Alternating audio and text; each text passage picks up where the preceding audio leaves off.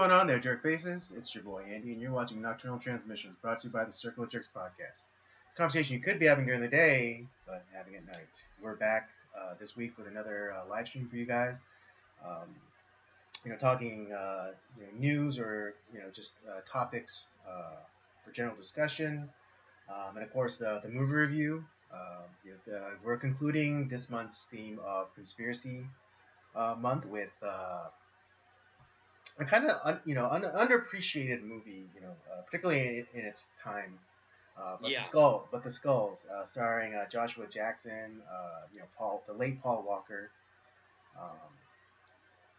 It is interesting.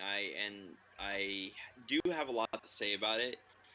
This is one of those movies that, I really feel this movie deserves a remake.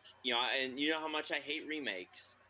But I think this movie could, with a few tweaks, this movie could be really amazing. I don't necessarily disagree with you, but I wouldn't say remake, but maybe, and a lot of people might have a problem with this too, but I would say maybe even like a soft reboot. Oh, okay. Because I think the first movie that they made, it holds up. I know that there were subsequent sequels that went straight to like DVD or whatever, but the original first movie, it still holds up, and I think a soft reboot could be the way to go for this particular movie, particularly the way they kind of left it hanging. I mean, we'll get to the movie in due time, but I just want to say, the way they kind of ended it, it did leave it open for there to be some sort of follow-up movie. And then I wouldn't mind if kind of like the last thing that one of the characters says to Joshua Jackson's character, it gets fleshed out, or it gets But again, that's all I'm gonna say about that, or for the movie for right now. But this movie it's gonna be a good one. That's all I'm gonna say. Something I also noticed that before we kind of dive into some of our topics, we brought up Gabbo, that Gabbo episode from The Simpsons last week, with Frostern and all that. Dude, we are getting so many fucking Gabbo moments from the That's right. Yeah, I mean, with the president, calling what's his face, Peter Ducey. Peter Ducey of Fox News, a stupid bastard or stupid son of a bitch. And that's a direct quote from the president. All right, don't YouTube. Don't try and fucking flag this. That's a literal quote from the president, sitting president of the United States. A former vice president. Former vice president, or I should say current occupant of the White House. But oh my god, it's just all these fucking Gabbo moments. What is? I know, but it's so funny. It's what's it gonna take for people to finally be like, yeah, this guy's gone, or man, I made a mistake. I really don't know. At this point, I don't even think if Biden started a nuclear war with Russia, then they wouldn't admit that they were wrong. Dude, Russia is gonna walk all over Ukraine. China's gonna take over, or is definitely gonna take some act. Has been, but they're gonna do something with Taiwan, which, geez, it's just. Well, I mean, right now with the situation with Ukraine, there isn't much that we can do because there's no formal treaty between the U.S. and the Ukraine, but there is a treaty with Taiwan. So if China starts shit with Taiwan, then we could be drawn into that because we have a trade agreement or something with Taiwan. Yeah, I'm not a John Bolton type where I'm we need to go to war. It's just no, I don't want to do that. I don't. To be honest, no offense, I don't really care too much about the Ukraine. Right. Yeah. No. And if Biden oversteps on this one, he's gonna lose it. At least for the rational half of this country, because it's but even some within the left wing sphere as well, because right now there is no appetite for war from the public. You know, it's like No. especially since after Afghanistan, it's just like yeah, we don't like we're Well, not yeah. about that. We also haven't done any, won a war since like the Pentagon got created. So True. yeah, and because we never actually have a strategy anymore. It's just more like we're promoting democracy. It's like who the fuck cares? Like Yeah, that's or like yeah, the we're point. basically just facilitators and like oh we'll come in and train your army and do whatever. But even like I think the U.S. like militarily, I think we're the weakest we've ever been because we stopped training to fight conventional like ground wars. We're more set up to tackle like insurgencies. Yeah, it's just So like it's yeah, if really we sad. ever like if the United States ever went to like if like war was ever declared either by us or a foreign country declaring war on us, and they started try to start a ground war. I think the U.S. would be. I'm not gonna say we're gonna get our ass into us, but initially we're gonna our dick is gonna get knocked into the dirt because Yeah, we're not set up for a conventional like ground war well, definitely with people to like fight or we're not trained to fight a conventional ground war. yeah, well, So with our current uh Joint Chiefs and Biden and all these just loser establishment weirdos. Of course, we're not ready for anything. yeah. Dark Um, Avenger comments, "What's cracking, you two bastards?" yes, Dark Yes, Avenger. Dark Avenger. Always happy to hear from you. Yeah, the whatchamacallit, but yeah, no, all these like Gabba moments, like even what's her face from like G4 Froskirin, she doubled down and got like it's been calling people out. It's like, man, you're just diving into that winning strategy of yours to I know, give right? It's like yes, let's continue to call our paying customer base idiots. yeah. It's like yeah, Um, like that's always been a winning strategy. but yeah, I just found that funny. It's like we mentioned that last week, and it's just Mhm. all these like occurrences of that just keep popping up. But It's just what I just realized, it's even more relevant for Biden because he called Peter Ducey son of a bitch, and Gabble's like, all the kids in Springfield are stupid, SOBs. yeah, that's right. Oh god. Oh man. Yeah, either Mac Groening he's either a prophet or a time machine or a time traveler. Yeah. Oh man, it's so just at this point it's just hilarious. Yeah. Um, but yeah, had a pretty good weekend. Yeah. I mainly watched football most of the weekend, uh, and of course, my team just lost in a heartbreak uh, game against Kansas City. Uh, I was crying into my beer at the. Surprise, surprise. But hey, I've been a Buffalo fan since 1990, so I'm used to losing You at this might be point. the only one. Yeah, yeah. You might be the only one. Like the Omega Man, you might be the old Buffalo Man. that is true. But man, it hurt. Did that. I've been watching some other movies, just kind of thinking of like potential future themes that we could do, and I kind of just was cruising through Criterion and started watching some Elia Kazan movies, and found a really interesting one that just I'm not gonna review it, but I'll talk about it just because I found it really interesting. Was uh, titled "A Face in the Crowd," Hmm. and this the film debut of Andy Griffith. Uh, Oh. and this movie is not is not the Andy Griffith show. Let me tell you, he is a asshole, Oh and yeah.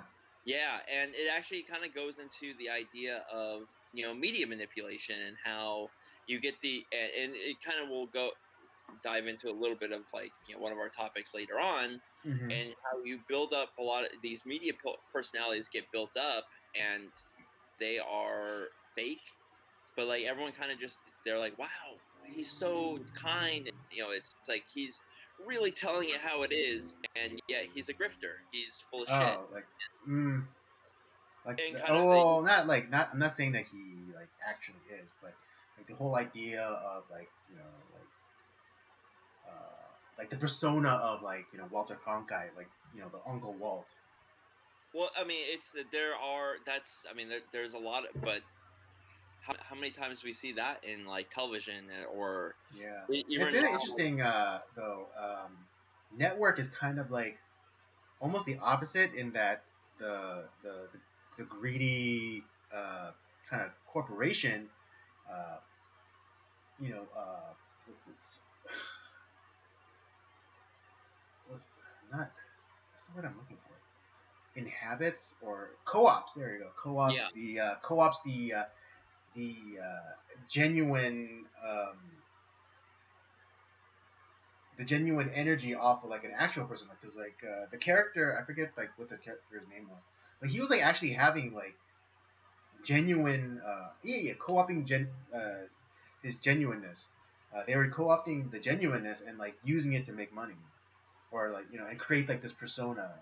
yeah. I mean, well, and that's kind of like what this movie is talking Yeah, about, but where but then the way you were talking about it is like the guy, but this guy's like in on it, like he's part of the grift. yeah, why that's the whole thing. It's like a part of it. He's kind of bought into his own Yeah, his gets own lie, right. but at Starts the getting same, starts yeah, enjoying the smell of his own parts. yeah, exactly. But at this and but yeah, it's a grift. Like he's like, oh, talking to the real cool ordinary folk Americans, and it's like, man, how many companies have we seen like in the last like couple of years that have kind of been kind of doing that, and it turns out that there are insane leftists that are. Right. No, I mean, but here's the thing though, like these corporations, like that, that they put up, like the black fist or like the rainbow thing, the rainbow flag, or or put up like the Cesar Chavez flag, or Oh, like jeez. the workers, the workers like a union alliance or whatever. Like when they Yeah, do that's all. If you think that these companies actually give a shit about that stuff, you're an idiot. they don't.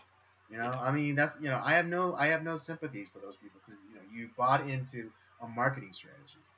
You Yep. actually think like what is it like I mean, this coming February, there's Black History Month, and so like what, like Coke starts putting like all of like these historic like black figures, like Martin Luther King or Harriet Tubman or Rosa Parks on their cans. Like, oh yeah, and they put out like some like tug at your heartstrings commercials, like at Coca-Cola, we care about the black experience. It's like, bitch, your product gives the black people diabetes. Yeah, it's just oh, jeez, Fucking yeah. fucking talking about like, oh, like we like, yeah, Coca-Cola, we care. It's like, no, you don't. But yeah, no, it's just funny like how that movie was made 70 years ago and it's still like super relevant today. It's still happening. Right. Um, Yeah. Well, here's the thing though. My reading on the situation is that and this isn't my own like unique idea. I got it from one of the thought leaders I follow the most. That's Owen Benjamin. Is that they have to tell you that they have to tell you that they're lying, uh, to offset like the negative, like kind of like, to lack of a better word, karma. yeah. And so like they have to tell you what, like, that it's a lie or whatever. And it's like, so like if you decide to go along with it, it's no longer on the person telling the lie. It's on the person who believes the lie.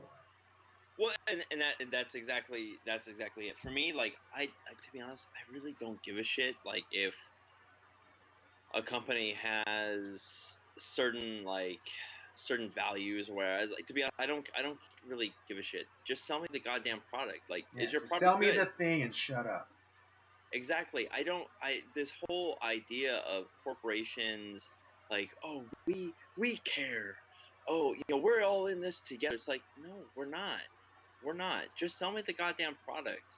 Yeah, I mean, yeah, and like a lot If of your like, product is truly good, I will probably, and if it's something that like I use, like I'm probably gonna get it. It's just if yours is more, you know, if it's a good price or good quality, I'm probably gonna buy your product. Whatever it is. I'm not. I really hate this whole for left or right. I really don't give a shit about like Well, yeah, I whether a mean, company is just conservative or liberal. Just to that point, I mean, it's more, we it's more prevalent on the left, but it does happen on the right as well. And sometimes it's, not necessarily the people that particularly espouse more, right positions. It's people who use the cover of the right. I mean, in case in point, Black like Rifle the Coffee. Black Rifle Coffee. It's like they completely they completely used like the whole right wing, like patriotic American um, Yeah. ethos as a marketing tool. Yep. And I mean, and like, and look what happened. They just revealed themselves to be, just like, these, these They're grifters. grifters, infiltrators, just not genuine people. Like they don't care about like, patriotism or sticking to the Constitution. It's like we just like literally the only color that they care about is green. Yeah. And it's just like, uh, if I don't want to hear, I don't care if like the company cares or like we're all, it's talking about like we're all in this together. It's like just, I'm so sick of it. I'm like the commercials now, like that's all it is. Like it's not even like, wait, what's being sold here? I don't get it. It's just like what's going on. Yeah, Now and like like this whole idea of like inclusion. Like when was like inclusion like when has been like inclusion been like a good thing? It's like it's always been the opposite. It's always been about exclusivity. It's like who wants to go to a club that they just let everyone in? No one. Like what's kind of like a lot of people may not know this, but like there was like this episode of It's Always Sunny in Philadelphia, and the main cast, they were like talking to this one guy, and he was talking about, it's like, oh yeah, I used to do club promotion back in the day and blah blah blah. And then so they asked him to help out with the bar, and like one of the things was is like first rules, they always have a line, and like they go outside, and there's like this huge line of waiting customers to go in, and like the whole idea is exclusion, you know. yeah, So it's like what like this idea of like inclusivity is kind of ridiculous to me. we gotta have everybody. Like it's like no, no, we don't. Like honestly, like I don't care if like there's like, hey, if there's a lot of. Here's the thing: what people don't realize is that there's a lot of people that like to be with people like themselves. Like Mm. I don't really care that like there's a golf club that's like only like rich white guys. Okay, cool, whatever. I don't care. I mean, I'm Right, not part right, of that yeah, group, and it's but like, yeah, not. as long as you'll allow me to have a golf club of like, golf, yeah, a country club or whatever of just all Asians, then. Yeah, I mean, in like King of the Hill, like Oh yeah, Nine Rivers.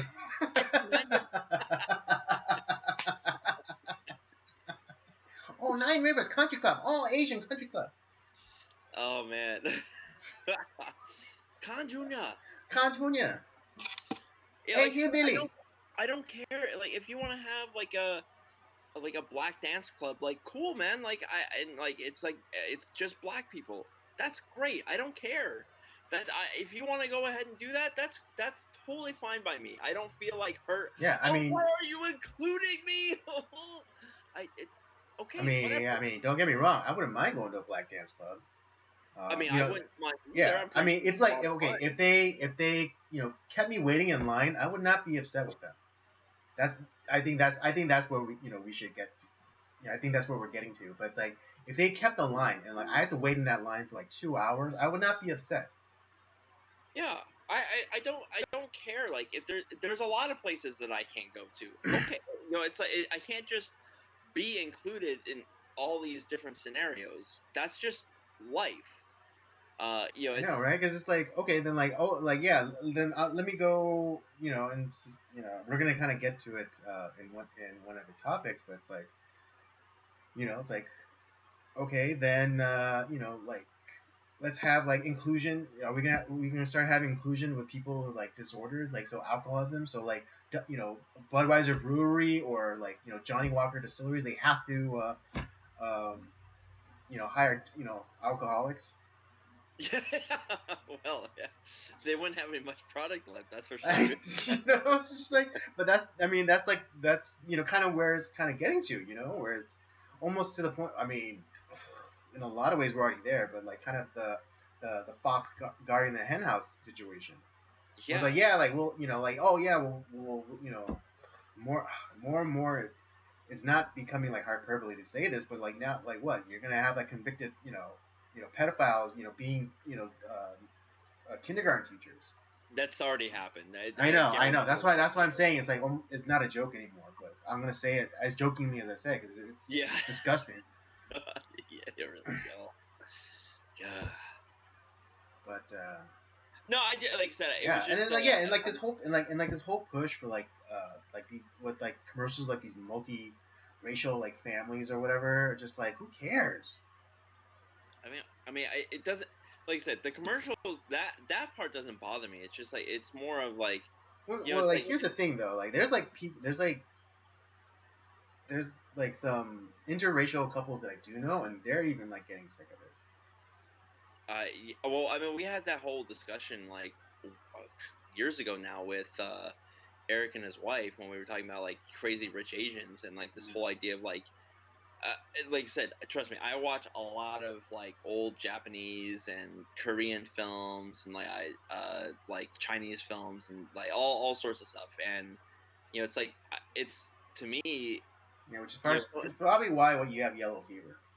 well, that's probably part of it. But I mean, it was kind of like to me in a way, it was kind of cool to see some of the like Parasite become really big. I thought that was actually like a cool thing. A because it's a great movie.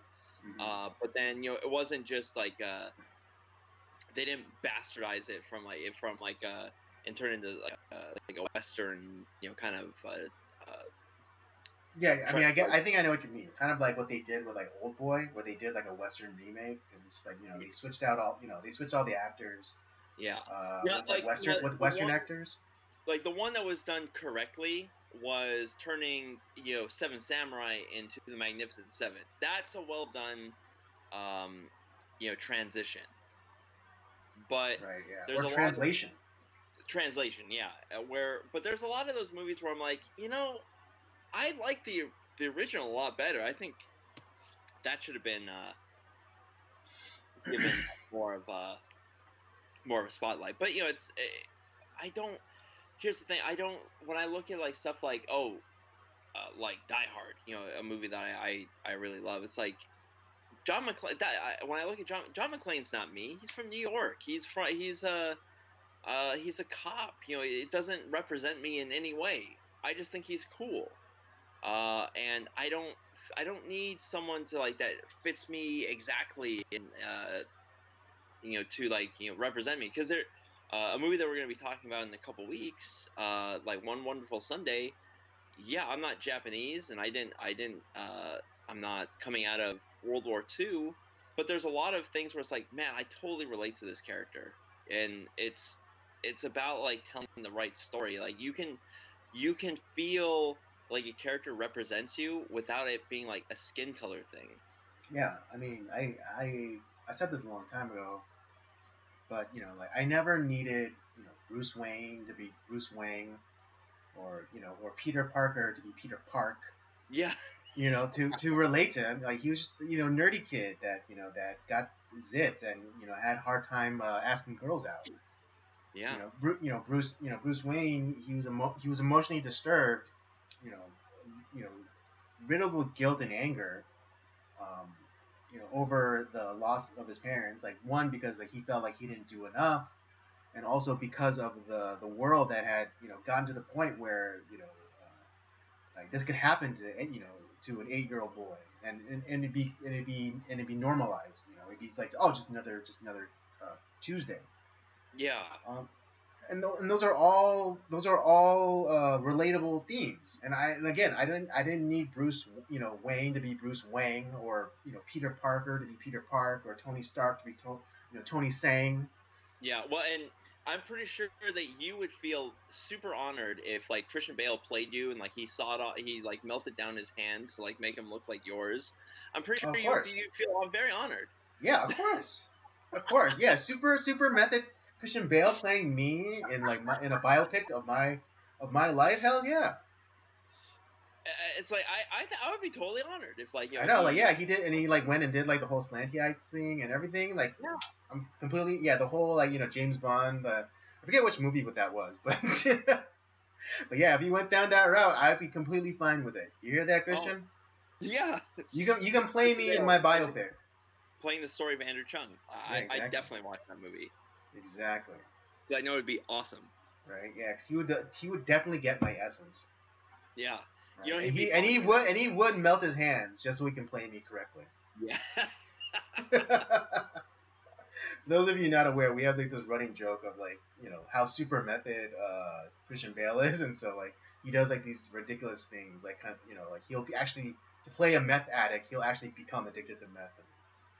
Yeah, well, it's funny because Elia Kazan, because that's kind of how we started talking about this. Is like I think he was one of the founders of that The method method school, method school. and so obviously you get guys like James Dean, Marlon Brando, a lot of those. I think Montgomery Clift was one, and Isn't then Dustin Hoffman also method? yeah, he was part of that too. And then you have, and yeah, obviously nowadays now you have like Christian Bale, you have Daniel Day-Lewis, Gary Oldman. Oh yeah, Gary Oldman's method too. Yeah, it's just so. Yeah, Christian Bale is just like taking that to like the nth degree. Like he's nuts, man. But I love Christian Bale. He's so good. Yeah. All right. Let's get into the topics Yeah, let's do for it. tonight. Let's start off with a continuation from last week's episode, and last week we touched upon the idea of questioning conventional wisdom. Like going to college for a better life, or the food pyramid, or what have you. Yeah. And Robert felt like he didn't get to dive into like everything that he wanted to. So yeah, we're gonna continue on from last week, Well, ostensibly. yeah, and because there's so much that like looking back on how things have been portrayed through like how we look at history or how we look at even like stuff that was going on. There are just certain like things that are said like certain quote unquote truths that were told to us like this is fact, this is just the reality of the situation. And there's so many things that are just like it's just not true, not that it's not true, but there's much more complicated than people are kind of make it sound. And so the one thing I was thinking of is the whole idea with like Nixon and Watergate, like there's this like the worst thing that could ever have ever happened, and or like Richard Nixon, what a terrible president, and all we know about Richard Nixon is Watergate. But I think when you actually look at the guy was actually incredibly popular. There's actually a lot of connections to like how like Trump was super popular. I mean, hell, it was the 72 election. He won 49 out of 50 states. That's how popular Yeah. he was.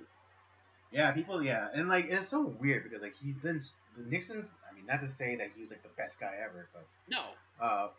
Nixon has been so demonized, and people don't even know like exactly why. And like Watergate wasn't that bad. It's just, it's like what was it? Someone explained it. It's not that he killed like metaphorically. It's not as if he killed anyone. It's just that he got caught moving the body. Yeah. Well, that and you want to know why he was vilified? Is because he exposed Alger Hiss as a communist, There you go. and they hated him for Freaking that. And communists. it's and he is uh the other thing too is the guy was so tenacious, and normally where like after losing the 1960 presidential election, Right, the you know, JFK. yeah, well, another potential stolen election there, but Right, that's yeah. there. Uh, Yeah. Although but another bit of like interesting history, um, that was actually one of the first televised debates that they had, and everyone mhm. who watched the debates thought that Kennedy won, but everyone who listened to it on the radio thought that Nixon won. Yeah, and like I said, when you listen to it, it's like the stuff that Nixon's talking about is he's on the point. He knows Right, what's right, going right. on. Yeah, of course, JFK was all like touchy feely and like, Well, I mean but that's yeah, but but yeah, normally like after something like that, like you don't recover and you don't come back. But no, 8 years later, he especially after all the failed policies of LBJ, mhm. he fought back and became president and was super popular. Actually passed a lot of or got a lot of stuff done. That was popular with the public. I would say like to me like Watergate okay, yeah, they got caught in that, but like that's been happening in you know forever. Like it's just like it's he unfortunately got caught and kind of like semi. I don't know if like necessarily lied about it, but it was more of like he kind of helped cover some things up, and that's kind of what Right, got right. him. And again, it's not that he got caught. Again, it's like it's not that he got caught killing somebody. It's he got caught moving the body. Um, Yeah, and the I would say like his biggest failure was giving legitimizing China. right. Yeah, that's what I was gonna I say. think that Like was a the huge probably like the only like blemish on Nixon's presidency is like kind of like normalizing relations with China. yeah, because they were failing. Right, and And like and if he hadn't intervened, or if like the West hadn't like intervened and like injected like well, at the time millions and millions of dollars into them, they would have like kind of like how communism failed in like Russia in '91. Like it would have happened to China, and it would have happened to them like back then. yeah, and I'm almost here. That's the thing where it's like I would love to like learn more about why he did that. Was that something that was in his own mind that he thought was a good idea? Or is that more of like, someone was, because we know that there's communists in government, he Mm-hmm. exposed like one of the biggest ones. Is a potential that there was somebody there that was like, hey, you know what might be a good idea? you know, Right, and like yeah, speaking into his ear, like worm tonguing that shit. yeah, if it is him, like it's I you look to the past and it's like there's sometimes things that are done where like you're kind of focusing on like one enemy and you're not thinking about another, and so it's like, Mm-hmm. oh, why don't we you kind of like pair kind of get in cozy with China, and we can use them to help us fight the Soviet Union. And I know that was kind of like that's probably the more conventional idea of like what was behind that. Mm-hmm. But I would almost be curious of, was that a Nixon idea, or was that some staffer or politician that was in his ear Right. that he kind of sort of trusted? Oh shoot. Really quickly, I missed this comment. Dark Avenger. Hell with that. I'm gonna go to the All Black Club. yeah, yeah, he would. Yeah, you Uh, would. I'm just Um, saying, I don't care if people have your own clubs, like and like make it exclusive. I don't care. I'm not hurt. And just like and let me have my thing, you can have your thing, and that's right. Or fine. yeah, and I mean like yeah, like and like they I and but I mean not that I'm like asking for racial segregation or anything, but like if you choose to have a line and like make people wait and shit, fine, go ahead. You know, if you Yeah. if it like adds like the mystique and like the air of that club to where people like actually will try and like get in line early so that they can actually get in. Like okay, fine. And Yeah. I think we kind of had a little bit of that. When we went, when we tried to get in that one spot in Koreatown that one night. Oh, Um, jeez. yeah, it was, but that was more because it was also like later. It was like close. It was Yeah. close. It was getting closer to like closing time, and like we would have been in that line, and like we would have been right at the door. Would be the ones right, right. We'd be the ones like to go in right, next, but then like it'd be like 1:30 or like closing time. It's like last What's the call. It's point? like Yeah, it's like, what's the point? yeah, exactly. So but yeah, like I don't care. Like have your line, be as exclusive as you'd like. But going back to like my point is that like I feel like the way that a guy like Nixon's been like presented is like, oh, Watergate, he's terrible. He was the worst president ever. It's like, and that's just I think that's such a bad narrative that it's not really the truth. Right. Well, I Um, mean, just all you have to do is like all you have to do is stump them is what's Watergate, yeah, and they won't, well, and they wouldn't be able to tell you what it is. yeah, And what was the huge controversy that that ousted a president? yeah, exactly. And I like I said, I find him. He has a lot of flaws, but like he's not like this evil, crazy person. Uh, Yeah, and and I I like the just way feel that like Futurama depicts him. Yeah. yeah. To be honest, I laugh my ass off. It's great. I love it. Um, but yeah, just that was just like one thing I was thinking about, like how just certain people get lied about. Like they either get like vilified when they don't deserve to be, or they're Mhm. like, oh, this is the man, how awesome is this person? It's like, yeah, they're actually really awful. Right. I mean, again, another Simpsons reference, but we had, Joe Biden, to commemorate his, 1 year in office, he got Tom Hanks to like do like this schmaltzy, uh, little video for him Uh, talking about like all the achievements and like kind of taking, kind of trying to siphon off some of that goodwill off of Tom Hanks, even though Tom Hanks right now is, not like not late 2000s Tom Hanks, where like now he kind of has eyes on him and it's like he's acting a little weird and like he a little pedo-y. yeah, it's just all the and what was I forgot when it started, but the whole idea behind like the correspondence dinner, like that happens in Washington every year. The Mm-hmm. reason that and like why all these celebrities come and all that stuff, it's mainly that was done because the president at the time was either like super unpopular or whatever. It's like, hey, look, I'm cool. Like, look at all the celebrities that like are my friends. It was kind of like that. Um, that kind of idea behind it. And God, I'm drawing a huge blank on like when that started, who the president was when they started that shit, and it's Was just it like, before Reagan?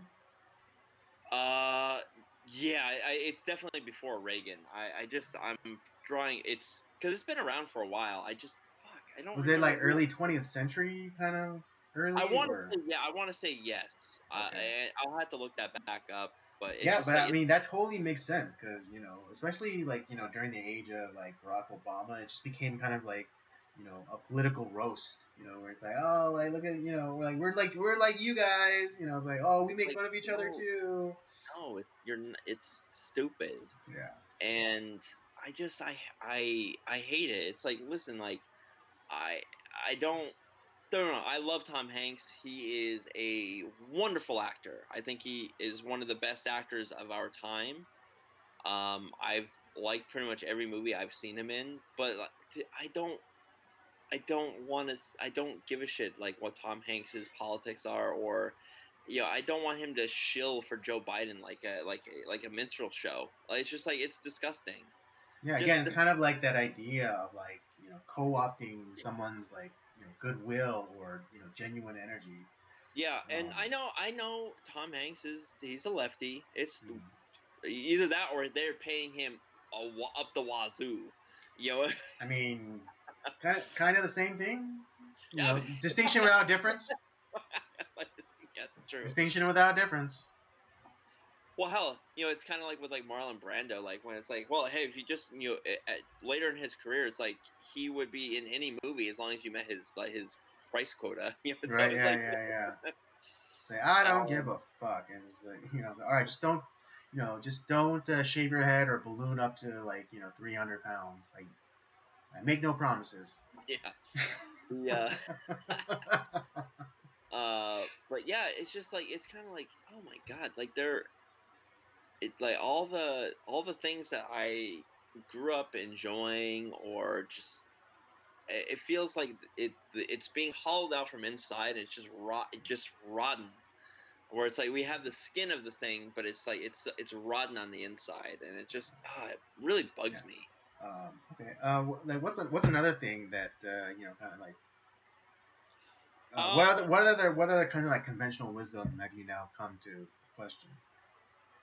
I would say like what was the because I was thinking about like like certain people. I mean, we've talked about like Walter Cronkite, like Mm-hmm. oh, that was when like there was real journalism. It's like no, he was a leftist shill too. Mm-hmm. I mean, he hit it a lot better than like your Joy Reids and your Brian Stelters and Chris Wallace's, but like Mm-hmm. but in reality, like he had well, I would say he has more influence than those guys do, right? Mm-hmm. Because there's a lot of people that have woken up to like like to our current news media that is essentially garbage. Mm-hmm. But everyone like trusted Walter Cronkite or Edward Murrows. Like Mm-hmm. those were the guys. Yeah, and like oh, that was what was seen as that's journalism. These guys have their finger on the pulse. They're just giving the news as it is. Mm-hmm. Um, and that's just really not true. Um, Especially with when you look back on like some things like during the after the Iranian revolution, and like he had all the Americans that were captured, and it's like, oh yeah, kind of this, or like about like it was pretty much giving his opinion on stuff. And then same thing with like the Vietnam War. I mean, you absolutely 100% Walter Cronkite was big in influencing a lot of the politicians, and like I said, kind of with like a face in the crowd, this big media personality that is everyone trusts, everyone loves, and has a lot of influence, and he's using it to wield his own agenda. Mm-hmm. And I just and even today, like especially like our parents' generation, who they grew up with these guys, and they would say, yeah, that was news, that was who we looked to every day, and like that was, and yeah, that was, now the news kind of sucks, but like this is the time when it was good. It's like, but no, it's actually never been good. Or like that there was the idea that the New York Times used to be a great paper. What happened? It's like no, it wasn't actually. Yeah, They it was always garbage. actually there's what was I forget the name of the book title. There's actually a really interesting book out that I want to get. Hmm. Let me see. I have it. Let me pull it up real quick. While I looked that up, is there anything that you have kind of like in your mind about this same topic, like that you missed from last week? Hmm. In terms of well,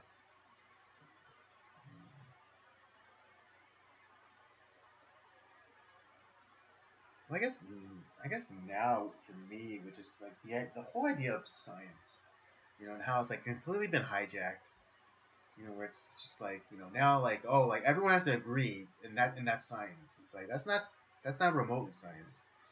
Um, and this idea that it's like this wholly like secular thing. It's like, well, actually no, because science,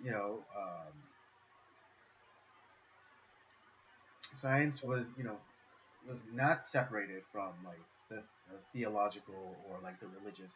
Actually, like it was the cloisters in medieval Europe that that held on to the light of civilization, and like monks or priests like Gregor Mendel, who was doing experiments with like with pea pods or whatever.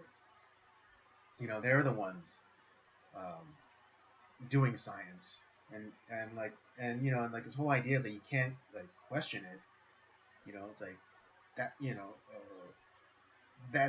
That wholly goes against like the entire idea of science, because like you're always questioning things like, oh, it's like, and not necessarily in an antagonistic way. It's just more like, it's like, is that really correct? Like something that you've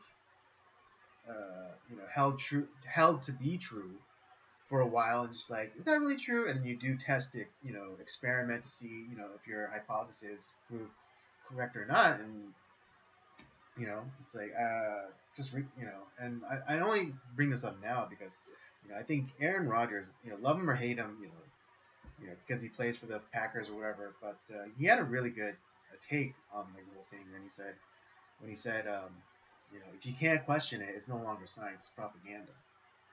Well, that's exactly right, and that's what, because there is actual science which uses like kind of like you're testing things out, you're figuring things out, and there's gonna be times where like, oh, my hypothesis or my theory did not work out, and that's what science is. It's just science is just an observation of the things that are going around us, around us, and through those observations you're able to Yeah. like Oh, and here's the thing I really want to point out.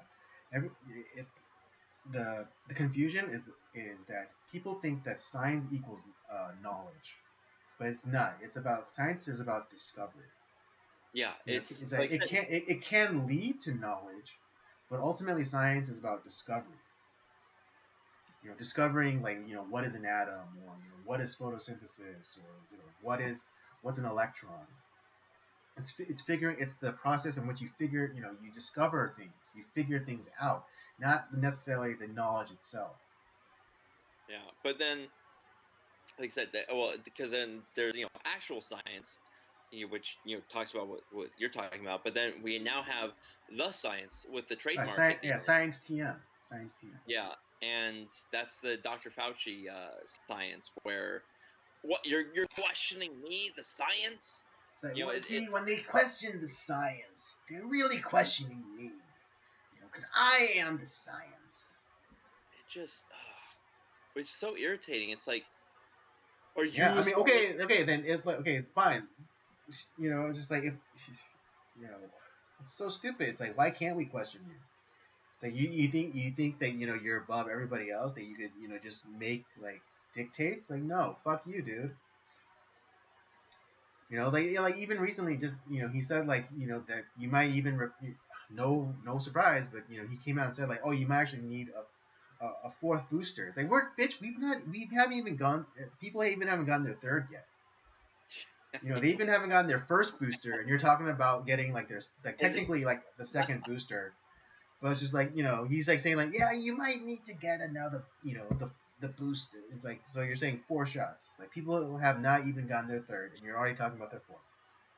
that's where like I just I'm just frustrated with people. I'm not frustrated with the situation, because I'm not in that situation. I don't comply. I stay in my house most of the time. I very rarely interact with people. And most of the interactions I do have are 100% voluntary. It's like, I go, and like, and the person interacts with me, it's completely voluntary. It's all good. Um, so I'm just frustrated with people who are just like kind of just going along to get along, and it's like, oh, it's like these people who, like, with the idea like, oh, we'll comply our way to freedom. It's just like, Yeah, because that's always worked. Yeah, because that's always worked, right? Because exactly, because we just complied our way to freedom with Great Britain. Yeah. Jesus, it's I think the other thing too, that I'm just because we're talking about that, and obviously it's another big topic too, is just like that the idea of that schooling, as far as like public school, that they're that's like a wholesome place to be. Like, oh, it's school's a sacred place. Because I think in a way it kind of was like when we were kids. Like I still remember, maybe I got really lucky. I think. I mean, yeah, I had some really shitty teachers, but I also had a lot of really good teachers who, when I look back, I'm like, the stuff that I know that I learned in school is like, damn, we actually had some people actually teaching truth. Like, as far as like history goes, like they're not teaching me to hate the country, or that it's, right. yeah, there was slavery, but we're not a horrible place. It was a horrible practice that was done throughout the world. It just and but we're one of the few countries that decided, like, no, we're done with this, and fought a war to end, or one of the reasons that the Civil War was fought was to end it. Um and or like, even like, um the books that like I read for like English class, like, they were the great classics, and we were actually talking about serious things, and it's like, that's I got lucky. But Yeah, me too. I there mean, one of my in high school, one of my teachers, he was the one who exposed me to like conspiracy theories. Because this shout out to my history teacher in 10th grade, Mr. Hayes. He did an entire slideshow. He did like an entire lecture series for like a week on like the assassination of JFK and like the Oh, that's conspiracy awesome. behind it. And the conspiracy, he did a slide. He gave me. I think I still have the CD-ROM of the slides and like of like Sweet. the entire presentation. But yeah, like he did. I had a teacher like that who like but he also did what was really great about him is he taught history in a very like uh, uh, wide uh, wide perspective because he wasn't because I think it was a world history class, but he didn't just do like eras or or prominent civilizations. He went like on the timeline and he broke it down like the year and like what was happening in all parts of the world. So like you had like the Bronze Era. This was happening in Greece. This was happening in Africa. This is what happening in Asia. And so on and so forth. Right, And right, so right. like yeah, so I credit my history teacher, Mr. Hayes, as giving me or teaching me about like having broader perspectives on things. Yeah, and there's a few English teachers. I remember one. I I feel really bad because she was a really cool lady. But one of the things I will never forget is she was the one who introduced like the short story of Harrison Bergeron. Um, Oh, okay. yeah, for those of you not who don't know, the tale of Harrison Bergeron is like kind of like this dystopic, uh, post-apocalyptic kind of society where it's all about like fascism and totalitarianism and like and communism essentially because like everyone had to be the same. No one could be better or worse than anybody else. It was and it was just like mediocrity. You know, um, But yeah, and there was a one and there was like the main character or the protagonist. Harrison Bergeron, he was like this huge hulking mass, and like he was like the one that went against everything. Um, and he was in for a fleeting second, he was able to reveal like uh, the beauty of being exceptional. yeah. The well, not to toot my own horn or whatever, but like, my reading level was always higher than everyone else's because I started reading when I was 3. Nerd. Yeah, I know.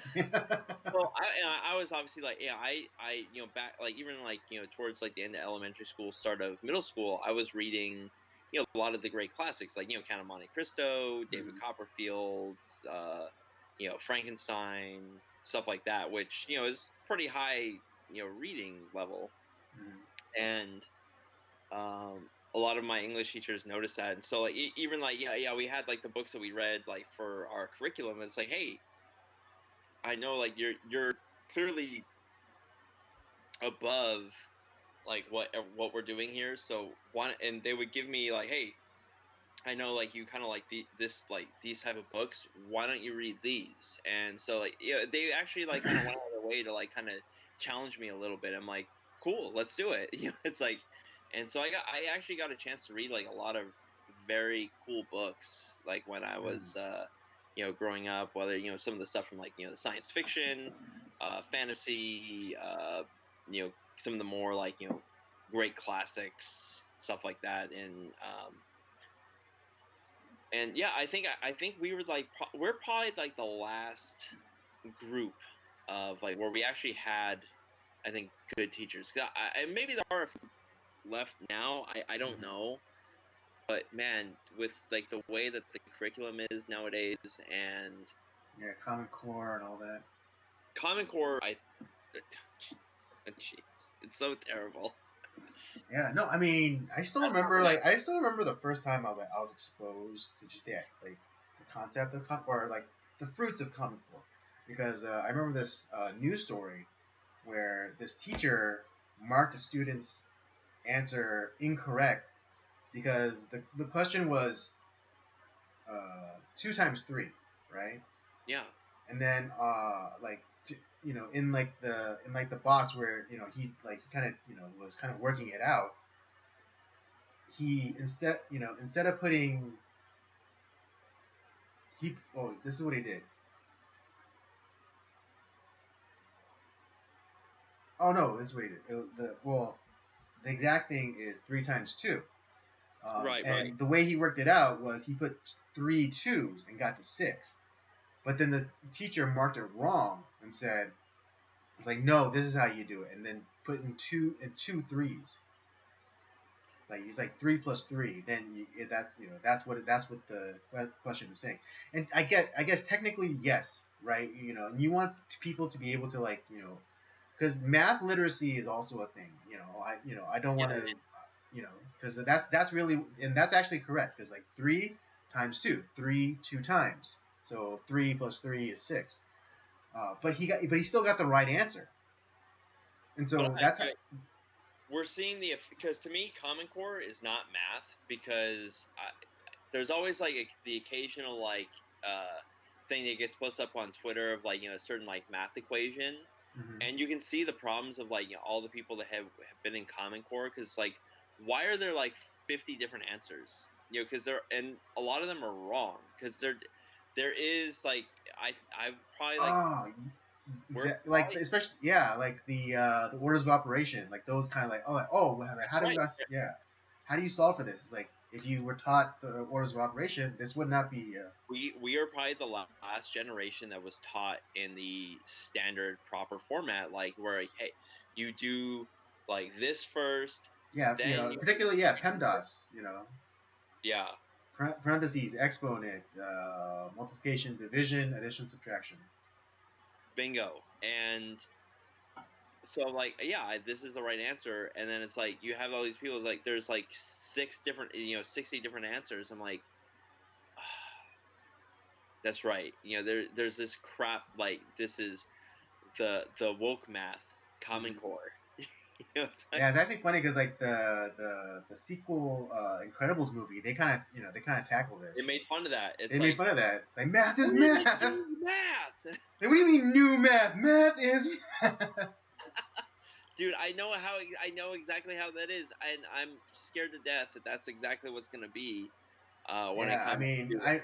I hope it's so funny because like I'm not, is it scholastically or academically? I wasn't like scholastically or academically astute, but yet I still worked as a tutor. Um, interestingly enough, I still was able to achieve uh, improvements with my students. It's actually pretty interesting. But like one of them was like a lot of times like luckily for me they were just elementary age kids, so like the math wasn't too difficult. But like a lot of times I would I would work with them like how to figure out like math problems, and sometimes like it's like oh I think I can't remember specifically, but I do remember there were times where the student would tell me, he's like, oh, that's not what my teacher told me. Yeah. And I'm just like, and I just told them, oh, okay, then, but, this is still okay. You can still work the problem out like, the way I showed him. And I hope that that was enough to like make, to plant the seed or whatever to show them like you can't. There are other ways to do it. There is like Don't get me wrong. There are there is protocol or there are procedures, yes, but you can still you can still figure out ways without strict without what am I trying to say here, Robert? You. Sorry. But There yeah, are several ways to get to come at getting the right answer, but like you still have to. There are procedures that you have to follow when it comes to right. math. You can't like. But now it's like, oh well, it's maybe 2 + 2 does equal 5. It's like yeah. I mean, unless you're like yes, when you get to like the realm of like theoretical math, like when you Yeah, go like imaginary numbers and this, that, and the other, pi, and yeah, then okay, but you need the basics before you even get to that point. yeah, yeah. And what is it? And like this idea, like of like you have like you know, it's a big thing for me was I never liked to read, and so Color me shocked. color you shot. Surprise, surprise. I wasn't a big reader growing up, but when I would help kids with like their language skills, you know, um, especially with the boys, what I would do, particularly if they were fond of anime, is I would let them watch anime. The sub, not the dub. Yeah, You good. And it's interesting because I remember one of the students, like their parents came to me and said, yeah, he seems to be reading a lot faster, and it's because I've been not only are they like the whole idea of like book reading, like that's fine, but like especially you're young boy specifically, you need something to keep your attention. And Exactly. what's gonna keep your attention more than like fucking ninjas and and epic martial arts battles. Exactly. And so so like yeah, that is not a bad way to go about it because technically you are reading. exactly. And I'm like, you have to like read fast, like so you can get everything. And it also helped like with retention because like with like some of the other students when I would make them read like short stories in books, I would ask them to like retell me the story, so because obviously I read the story beforehand, and so like I can see like where they are in like their retention. Uh, but yeah, like since I was also since I've already watched the episodes of like the anime, I would say like oh like what was going on in the episode, and they were able to tell me like detail for detail like this has happened this, and they were telling me like it was a story like beginning middle end, and so like increased and it helped them with their comprehension.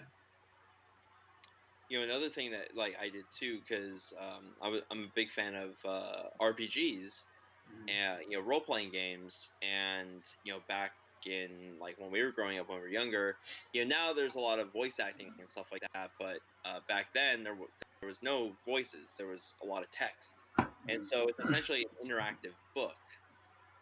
Right. And kind of the same thing what you're doing. It's like, oh well, what was happening in this part of the story, like um what was revealed at this point, and it's like, oh yeah, it's actually like a giant book that you just get to play. You're playing in a book It's more interactive. exactly. And yeah, I actually never thought about that, with like anime or something like a foreign language, something that's interesting. Well, yeah, and also it like introduces them to a foreign language. That's also true.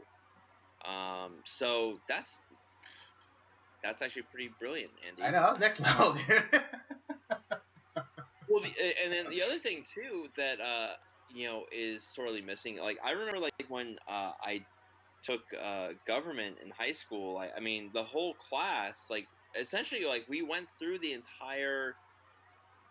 the Declaration, we went through the Constitution, the Bill of Rights, and like kind of like how like all of like the when certain things were ratified, why they were ratified, like why it's important, what was going on in like the country, and like how things work, like how does our voting system work, how does the what's the electoral college, why is that important, how does the government itself supposed to work. Right. Yeah. They didn't really go into like they didn't go really in depth. They talked about, of course, like the branches of government and things like that, and like what does the I had a president good do? government teacher, actually, to be honest. What was that? I actually had a pretty damn good government teacher, 'cause I Oh, can tell like he actually give a shit about the country. yeah. Well, I had a woman, so. Oh, pfft. No, I mean she was a cool lady. Don't get me wrong, she was a cool lady. But yeah, it's just like but in terms of like the substance of like the lessons, it's just like it didn't really stick with me. And and I think what they should really like uh they should real the most interesting thing that my teacher did was have like a mock election. Mm, um and it's so stupid because like all each of the students, or like the students picked to be the candidates, like all promise like these crazy like pie in the sky kind of things. And it's like that's not realistic, thinking back on it now. yeah. But yeah, like I would have, I think I would have appreciated a more in-depth um, analysis of our government. Like yeah, like what you were saying, like what is the electoral college? What does it do? Why is it important? But also, like if they also brought in representatives from like the parties, have a Democrat, have a Republican, have a Green Party member, have a Libertarian come in, and like really like go through like the what's the word I'm looking for? So There, the inner the workings core, yeah, of government. the core principles of like Yeah, each party and yada yada yada. It's like, but of I course think they don't do that. that would have been something that would have been good. But yeah, no, I thought that was like actually really, like I said, I had a good government teacher, and I mean, I was pretty knowledgeable already. Mm-hmm. My dad did a pretty good job of like kind of like teaching me somewhat how kind of how things are supposed to work. Mm-hmm. Um, yeah, my dad's more of a independent guy. Like he's not necessarily a Democrat or a Mm-hmm. Republican. He's definitely more independent. Right. But it's like he always taught me like, hey, this is our country. It has its flaws, but it's the best country in the world. Mm-hmm. And you're gonna respect it. You're gonna respect the flag, and yeah, and I've always had a healthy respect for the country, even like growing up, and um, I think I've to be honest, I think I've always probably been more on like on the conservative side Mm-hmm. of things, but Yeah. well, definitely now because everyone's gone fucking crazy. Yeah. Well, it's just because it's not that the left. I mean, the left is just a direction, but but it's just the left has gone so far left that it's just it's like the idea of like this moving tent. Just like they just and like what Reagan said, like I didn't leave the Democratic Party. The Democratic Party left me.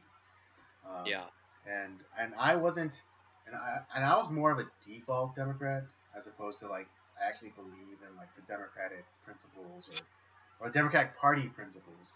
yeah, Um, yeah, I was just it was just like they were better at branding, and it's like yeah, it's like oh look at these stuffed shirt like Republicans, and, they're only out for themselves and like big business, and they don't care about the little guy, and so it's like okay, yeah, that I'm for the little guy. I am, and I've been mostly a little guy my entire life, so it's like, yeah, that makes sense. Um, but it was really interesting. During the election season, 2000, leading up to, what was it 12? Was it 12? Or or maybe it was like a midterm. No, no, no. It's probably 12. It's mm, probably Obama's second term, and there. It was funny because one of the strongest leaders in their on the Republican side was Ron Paul. Yeah, And yeah. and I remember like just watching like a few videos of him, and it's like a lot of things he was saying was like making sense. And I remember one time I was coming into class. This is when I was in art school, and the debate came up. You know, I think it was like the Republican primaries or whatever. But like the debate came up, and everyone, of course, was like kind of default more on the left, I should say, and I was more again default Democrat. And I came in there and it's like, man, I don't know what it's like. Ron Paul, he was making a lot of sense to me last night. And then I distinctly remember like one of my classmates and the instructor both kind of gave each other like the look. Where it's like, what the hell? And I was like, man, if that guy ran, I said this to them. I was like, if Ron Paul ran, I would strongly consider voting for him. And that's when they kind of like gave like this kind of like look to each other, just like what and like what's the problem? Like he made like good well, at least what he was saying to me sounded like a lot of common sense. Right. And it's just like, and isn't like the whole point of like you know the whole election process is figuring out which guy is making the most sense to you. Yeah, yeah. I mean that's And that should be regardless of party. And like if let's say Obama's like like hit his head and he started talking some like sense. He said, and he was starting to say the same stuff as like Ron Paul, and just like, and he was still a Democrat. I'd be like, yeah, I'd vote for that guy. Well, it's funny. Like, I was, well, it wasn't a political show, but it was kind of like it was one of the podcasts I listened to, and they're like, they're clearly more on like the side of they're more lefties than conservatives, and but it's like, hey, if let's say like the things that we don't some of the policy ideas or whatever like that we don't really like, and those turned out to be like something that actually like worked and made the country better, you know, I would I would genuinely like, okay, if it works and the country is definitely better, okay, and that's if that fixes the problem, then okay, I'm gonna go with that. And it's kind of like and if if the stupid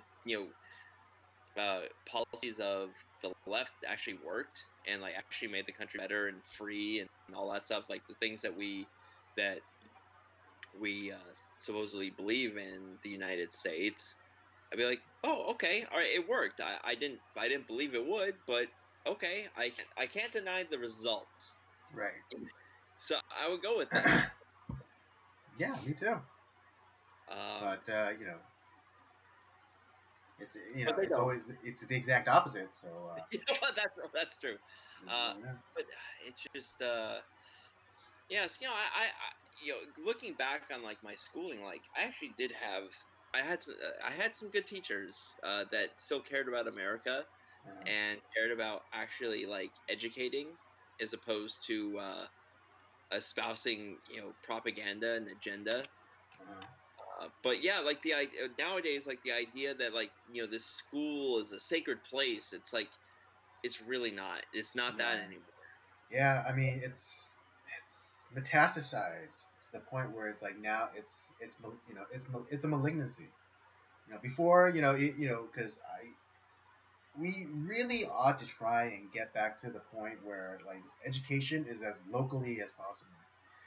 Even to the point where it's just like your like neighborhood even. Because like they always talk about the neighborhood schools, just like, but then like your neighborhood school is subject to the school district, which is then subject to like the state uh, school board or Well, whatever, the way which it is is then now, with in that state like uh, bureaucracy school board is then beholden to the federal like Department of Education.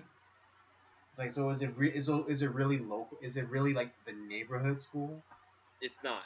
It's Well, not. we need to. I would totally dismantle like the federal board of education. We need to stop throwing money at it. To be honest, like how much money have we sunk into the schools, which are not Right. actually They're just like making more kids more retarded. um and the fact that you have, like, let's say there's 3 schools in the neighborhood, but because you live on this block and, like, you're forced to go to this one school, but the school over there is better for your kid, but you can't go to that school. It's stupid. And the fact that, like, you don't have the choice to, like, go to the better school that suits your that's gonna help your kid do better and to actually um, learn things, I think that's a terrible thing. But, like, no, we're forcing certain students. You got to be at this school because that's kind of like where because of the weird zoning shit that they have. It's like it's really ridiculous. Mm. Um, Yeah, I mean, and yeah, in a way, I was lucky because for elementary school at least, I was attending this school, um, and I think my family used like my uncle's address so I can go to that school because at the time my family was living in Canova Park, but this school was in Chatsworth, yeah, and my uncle lived in Chatsworth, and so I think and nothing against Canova Park, but I think my parents wanted me or they wanted me to go to a school in a better neighborhood, and so like my uncle lived in a really nice part of Chatsworth, and so like we think we might have used his address, um, and so I was able to go to that school. But then once my parents, oh no, what happened was my family moved into my uncle's house, and my uncle like moved somewhere else so I can go to that school close by. mm, But then my family was able to then afford like their own house, and they were able to like still get a house in Chatsworth, but the house was like really close, like literally a block away from another elementary school. Um, and for some reason, I didn't have to transfer schools. damn. Well, that's good. Yeah, and I think they were both like equally good schools, but I don't know. I don't think like well, because also I think I was still kind of under the umbrella of special needs, and so I Yeah, don't think they wanted to move me, and they wanted me to continue to be like have like some sort of consistency yeah, yeah. or something like that. I don't know. So I remember like I had a caseworker that would come and talk to me every once in a while. But But yeah, I mean, those are just like a few either of the way, things that, like, I think about, like, where, certain, like, people in history who have just been, vilified, don't really deserve it, or have been, lauded as being, like, these great individuals that actually aren't, or just even the fact that, like, certain things are, certain institutions are good. I mean, we're really learning that the FBI is awful. yeah. I Or mean, technically, yeah. The FBI was only created to deal with like all of like the gangland murder stuff in like the 20s. yeah, it Um, was essentially to deal with, like, the stupid Volstead Act, that and of course, like, when you create a new government institution, it never ends. So it just goes, it just kind of perpetuates itself. And it's like, oh yeah, no, and we're gonna create this special new bureau to deal with gangland stuff, and like what you said.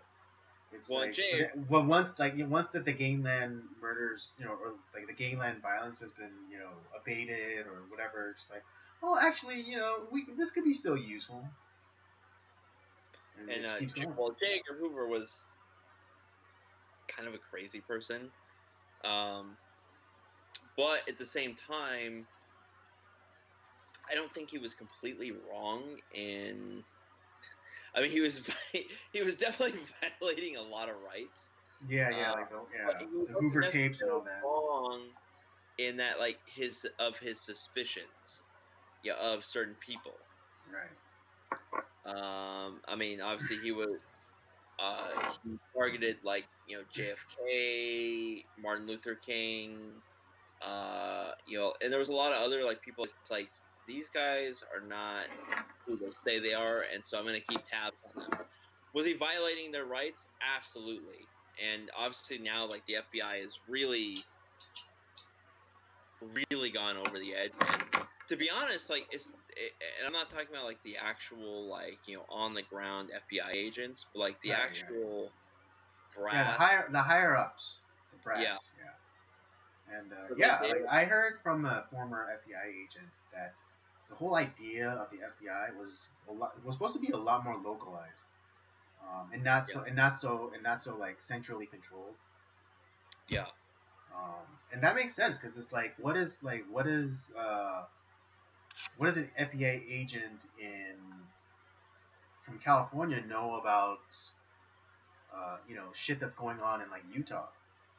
Well, exactly. So, And it kind of interestingly, kind of like in Wind River, where like they call them the feds, and like the only fed that's available is Elizabeth Olsen's character, but she's from Nevada. She doesn't know like what the conditions or whatever what the terrain is like in Wyoming. right.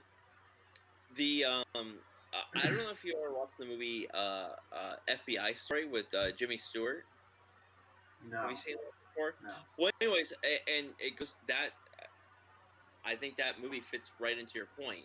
The idea of the FBI was not about like yeah, it was going to be localized, but it was a way of potentially like criminals that are interstate, like they're going across different states, and Right. Okay. it's a way Yeah. to like track patterns, like where a regular like sheriff's department in like bumfuck Minnesota is not going to necessarily have all that information of like hey, there was this criminal that was here, and then he hightailed it over to Florida.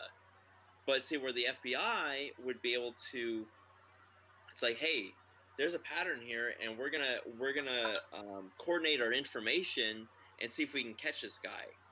And it wasn't necessarily like having like this great like centralized federal police, but it was about like being able to catch criminals that are going all over the place across the United States, and just being able to coordinate, um, which is a good thing.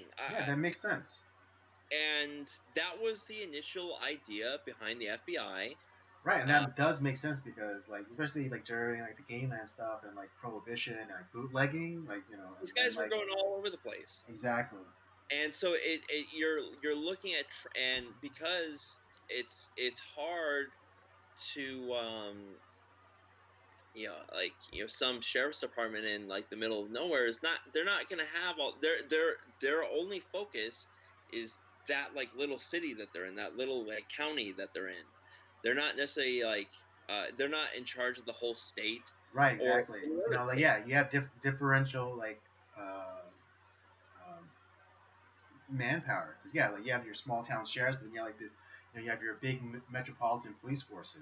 It's like Yeah, and but like that, it was about like yeah, but yeah, so like the FBI would kind of be like an intermediary, so they can get like the information from like the small town shares. Like, oh yeah, we keep seeing like the sedan that rolls through our town like every like couple months, yeah, exactly. And and then they go, oh yeah, and then like you could go to like and then like oh they're always heading towards like the big city over there, so like maybe that car has gotten parking tickets before, and so they'll have a record of it right there, and so yeah. that was the idea behind it. It's like, oh, okay. And when you watch that movie, it's like, man, the FBI is kind of cool.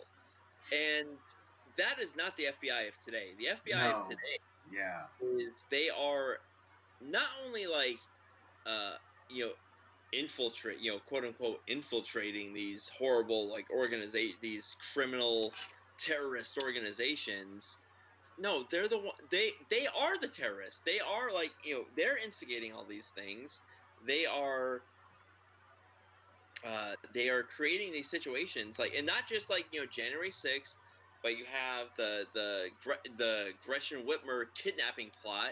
That's the FBI too. yeah. Three out of the That four were like isn't agents. confirmed.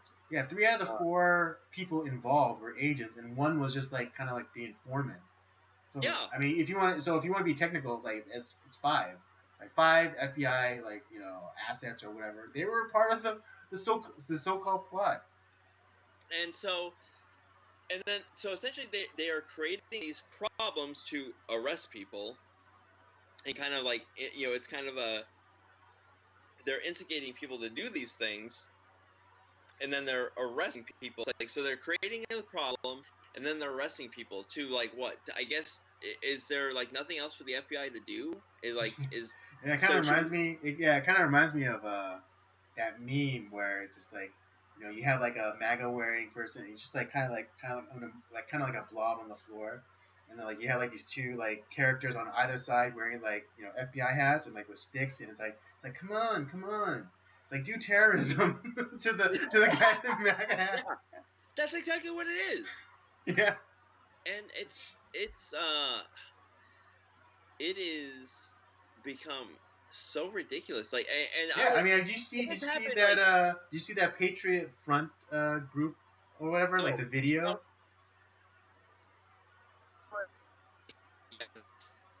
Oh, no, could you repeat yourself? You're kind of cutting out. Did we lose Robert? We did lose Robert. Oops. 1 second, folks. Let's see if we can get him back.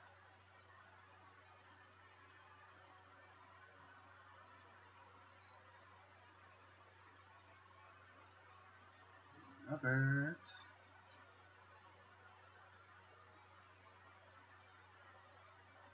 Robert, you there? Testing 1 2. Yeah. Well, okay. We lost Robert. Stand by.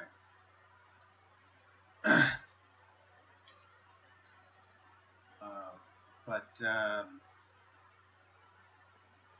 yeah, I mean, again, the FBI, good idea, but it's again it's gotten too big and bloated and essentially metastasized. It's no longer sort of fit for purpose.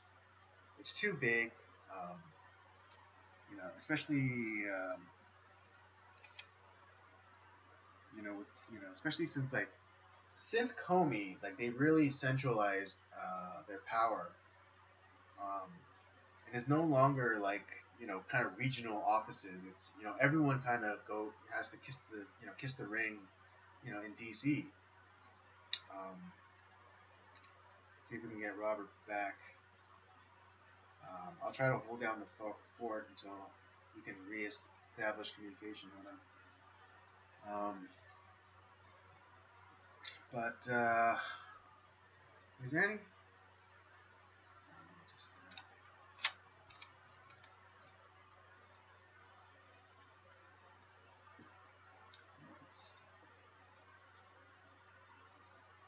okay, yeah, Robert is gonna have to restart his computer.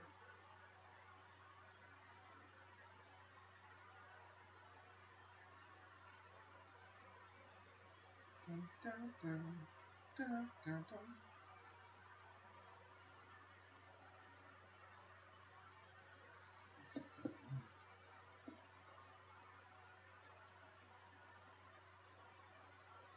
Sorry, folks.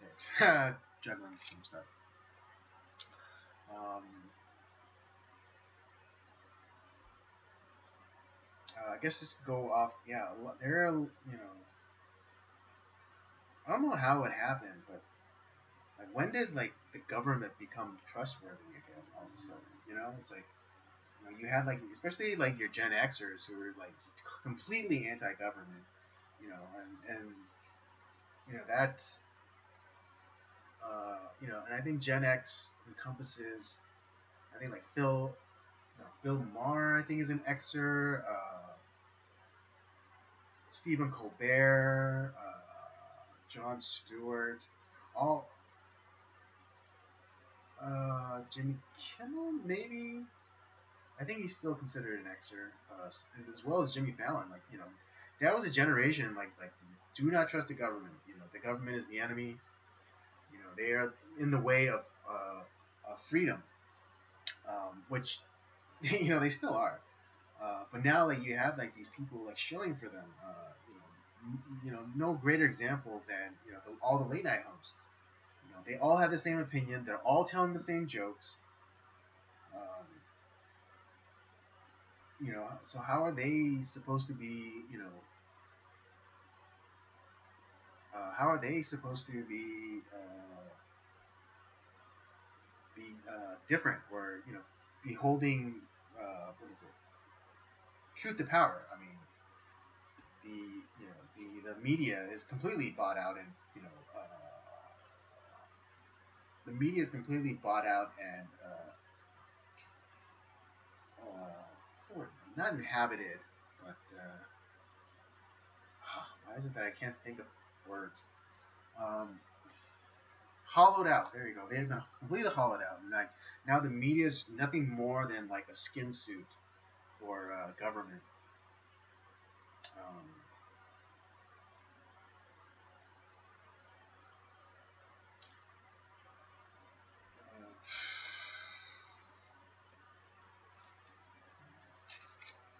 right. We got him back. We got you back.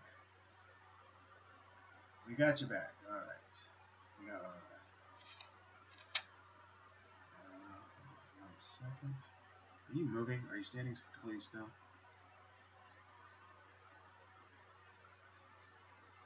And we lost. Oh, there he is. Okay. Can you hear me?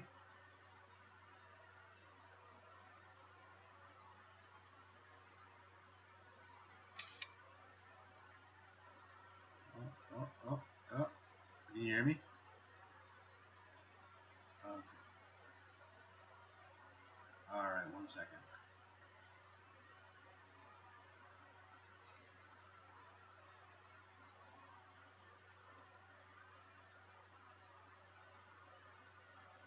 One second. 1 second. I'm trying something.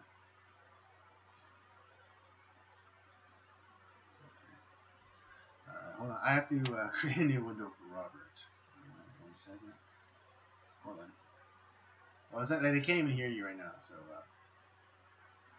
no, I can hear you, but it's the stream that can't hear you because pretty much, yeah. Isn't that convenient that we start bad mouthing the FBI all of a sudden our our our connection cuts out.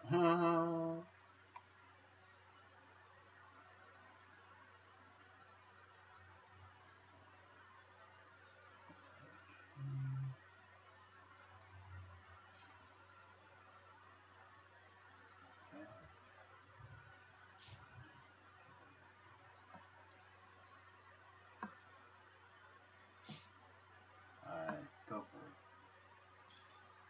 Alright, everything good?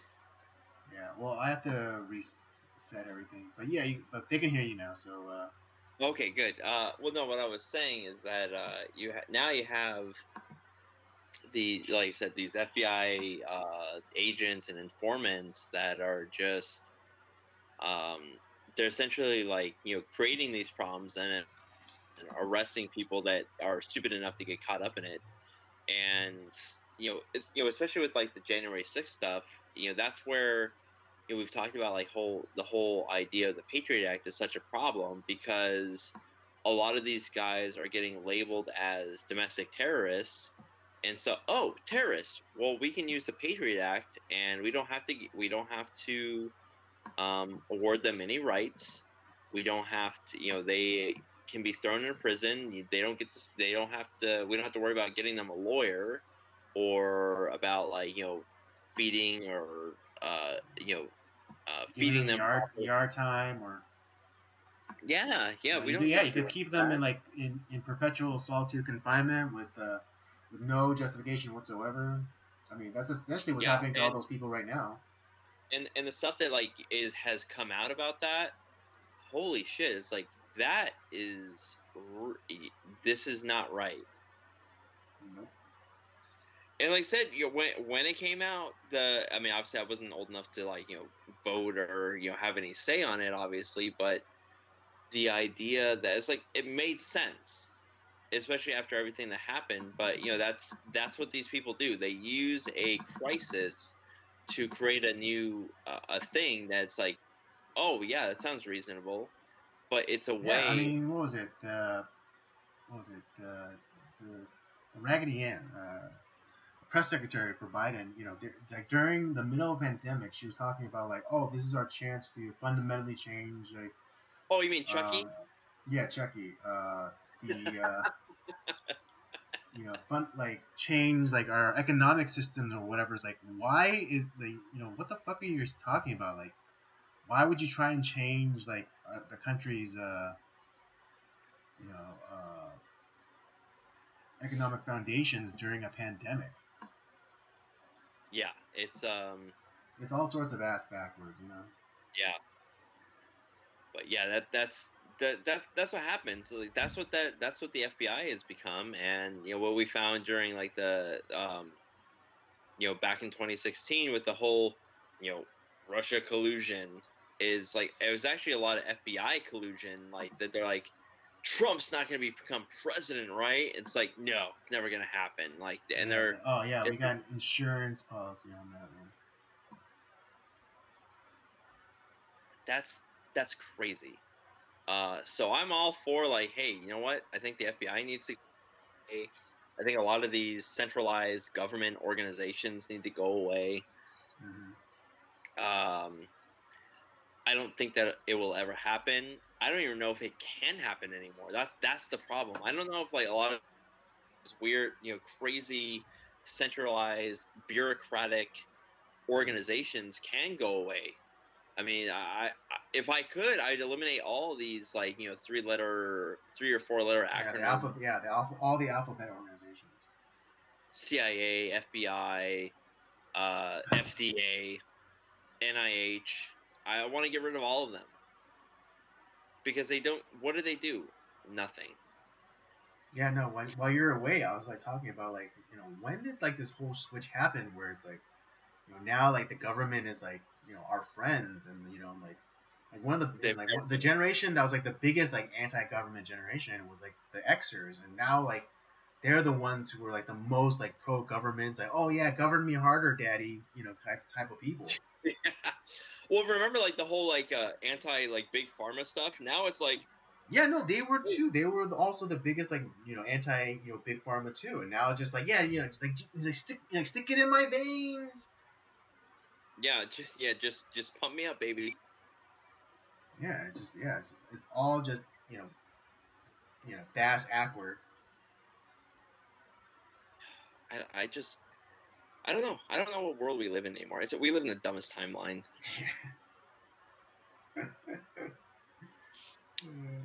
And well, I obviously like the next topic is something kind of like along the same lines of Yeah, just it's like kind of related. Yeah, and this is like my topic, I guess. But what I really wanted to address was this paradoxical relationship that the left has with words. Um, they are seemingly, masters, of like wordsmithing and coming up with like these, catchy, catch-all phrases, like reproductive rights or uh, well, no, I'm like, no, I'm trying to give examples of all of like these kind of these masterful ways that they've, come up with, terms. Yeah, so like reproductive rights, or sodomy. It's just become homosexuality, or even gay. Completely hijacking that word because once gay just meant like lighthearted or happy, but now it means like lighting the loafers and taking it in the ass. actually, I want to ask a quick question, just kind of on the idea of like sodomy, right? Okay. Because when we obviously like when we think of, I mean, the way I think of sodomy is more of like when it's more of like like the usually like homosexual like activity, like, as far as like butt sex and like Mm-hmm. all the the butt gig. uh, Yeah, yeah, yeah, the butt gig stuff. Yeah.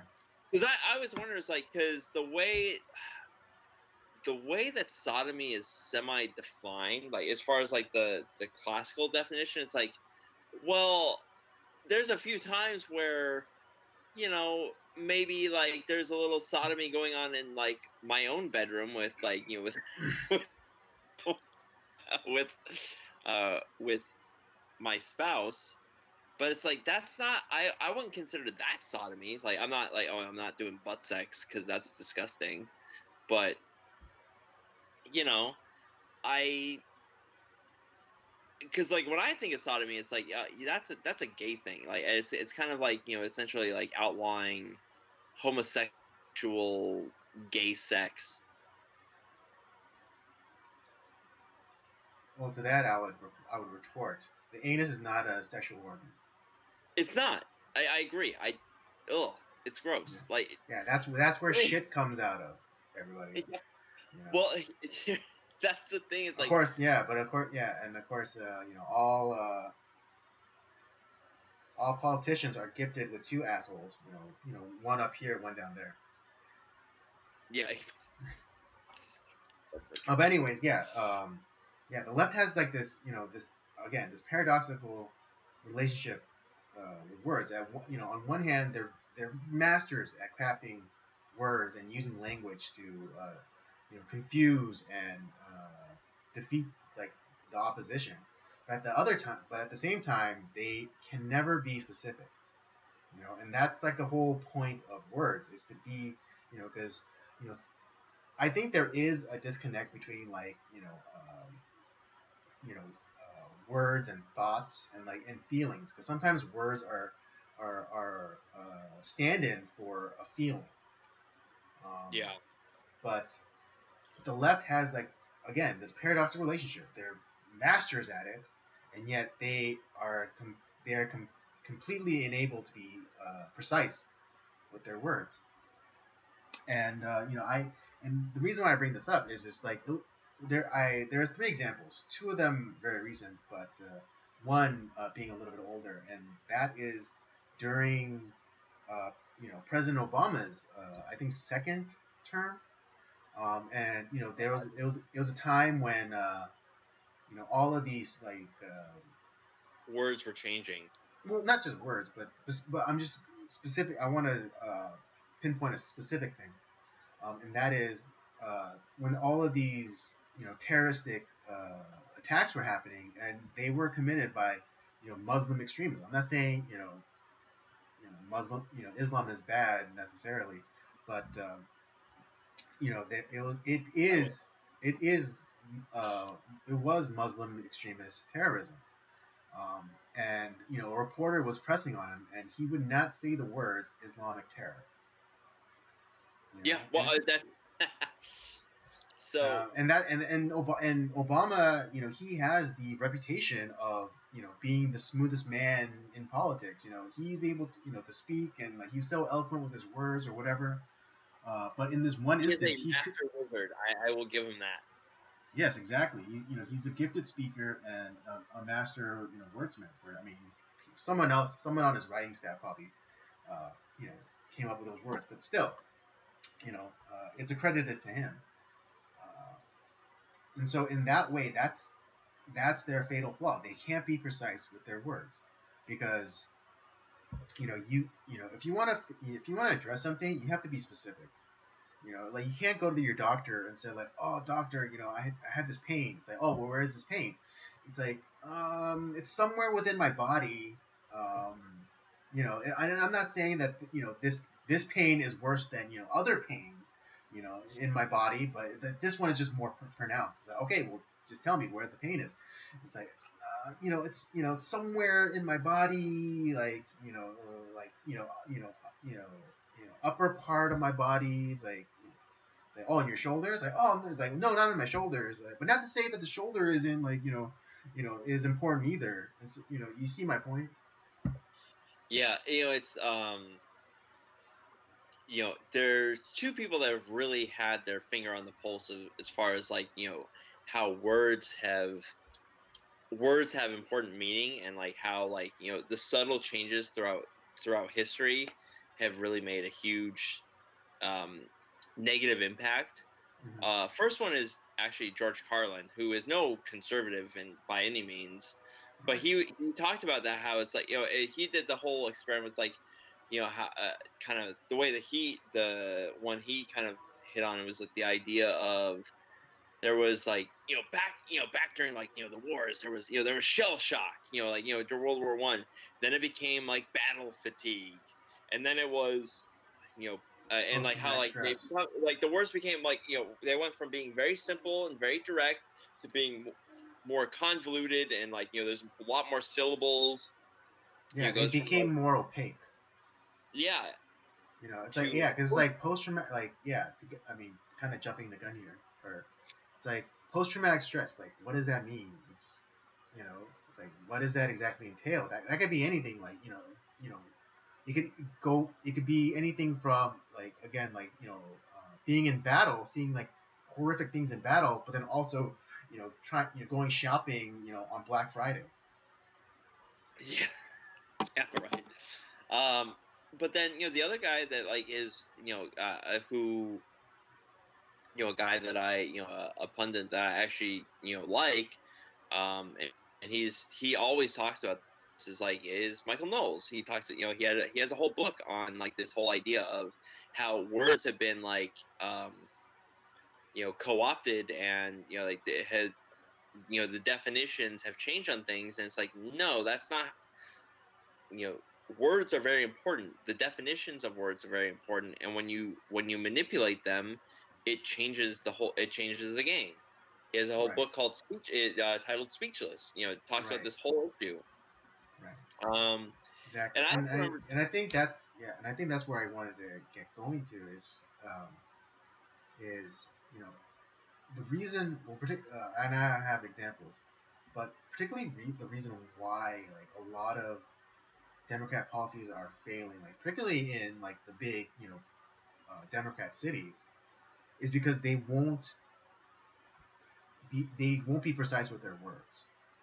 And the example that I give is recently, Gavin Newsom. He did a press conference, at the railroad tracks where, like, all the train robberies are happening, that's right. God, right? And he was talking, and at first he was doing a pretty good job, calling it as it is, like, oh man, it looks like a third world country down here, and just like, oh, look at all this thing. And then he got it into does. like it does, yeah, it literally does. All of these boxes, like, strewn about the tracks, and it's crazy because that they knew about this stuff back. It was happening in December, and they had crews go through that area to clean up the mess. But then, you know, here it is, like, at the end of January, and it's all messed up again. But anyways, he then goes into the people perpetrating these crimes, and he calls them gangs, right? Which is, again, an accurate description. Which is an accurate description. But what Yeah, he does, but then he completely nerfs himself because he then apologized for saying gangs, because he's like, oh, and I'm sorry for using the word gangs. I don't mean it as pejorative. It's like, why would it yeah, be a pejorative? yeah. It's like you were going on the right track, dude. Like, and I hate this guy. Like, he's so awful. I But know it's like, he's a like Patrick for one, Bateman. He's I a was like, Patrick Bateman reject. it's like, am I listening to this right? He's actually saying the right things. Like, he's just calling it out as it is. And then it's like like you said, he nerfs himself. I'm like, oh, what the fuck, dude? I mean, Yeah. it's like, what do Oh, I and here's an expect? extra little tidbit. You know why he apologized for using gangs? Because he probably thinks that like gangs are like all these like minorities that he wants to protect. Exactly. Exactly. He thinks like he's using some racial slur, which points out the fact that He's he's not. that he's the actual fucking racist. Guess what? There's white gangs. Yeah, I know, exactly, and it's still accurate. It's like a gang of, like, he goes on to give it's and then this is hilarious because he goes on to give the definition of a gang. It's like, oh yeah, no, like, and I don't mean it as a pejorative. I just mean like a group of people organized, to commit these crimes. Like, that's the fucking definition What a of gang gang. is, you dumbass. Oh my Yeah, it's god. and nowhere in the word gang is like a group of black people or a group of Mexican people Yeah. or a group of Chinese people. It's just a group of people, It's and just it's just like like, what well, I mean, the reality is like we don't have like the regular like it's not like the 1930s boxcar hobos from like Hoovervilles. right, It is drug yeah, he's addled or no, or these are highly organized groups of people, yes, and then like sometimes, yeah, there are gangs too, like criminally inclined people, just like when you have like those flash mob smash and grabs. That's I'm sure that that's not gang.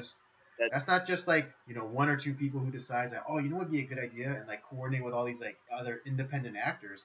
I'm sure there's some there that they're all part of like the same criminal organization. They are organized. They know what they know. They hit their target in a very efficient fashion, and they're out of there. That's a Exactly. gang. That's a game.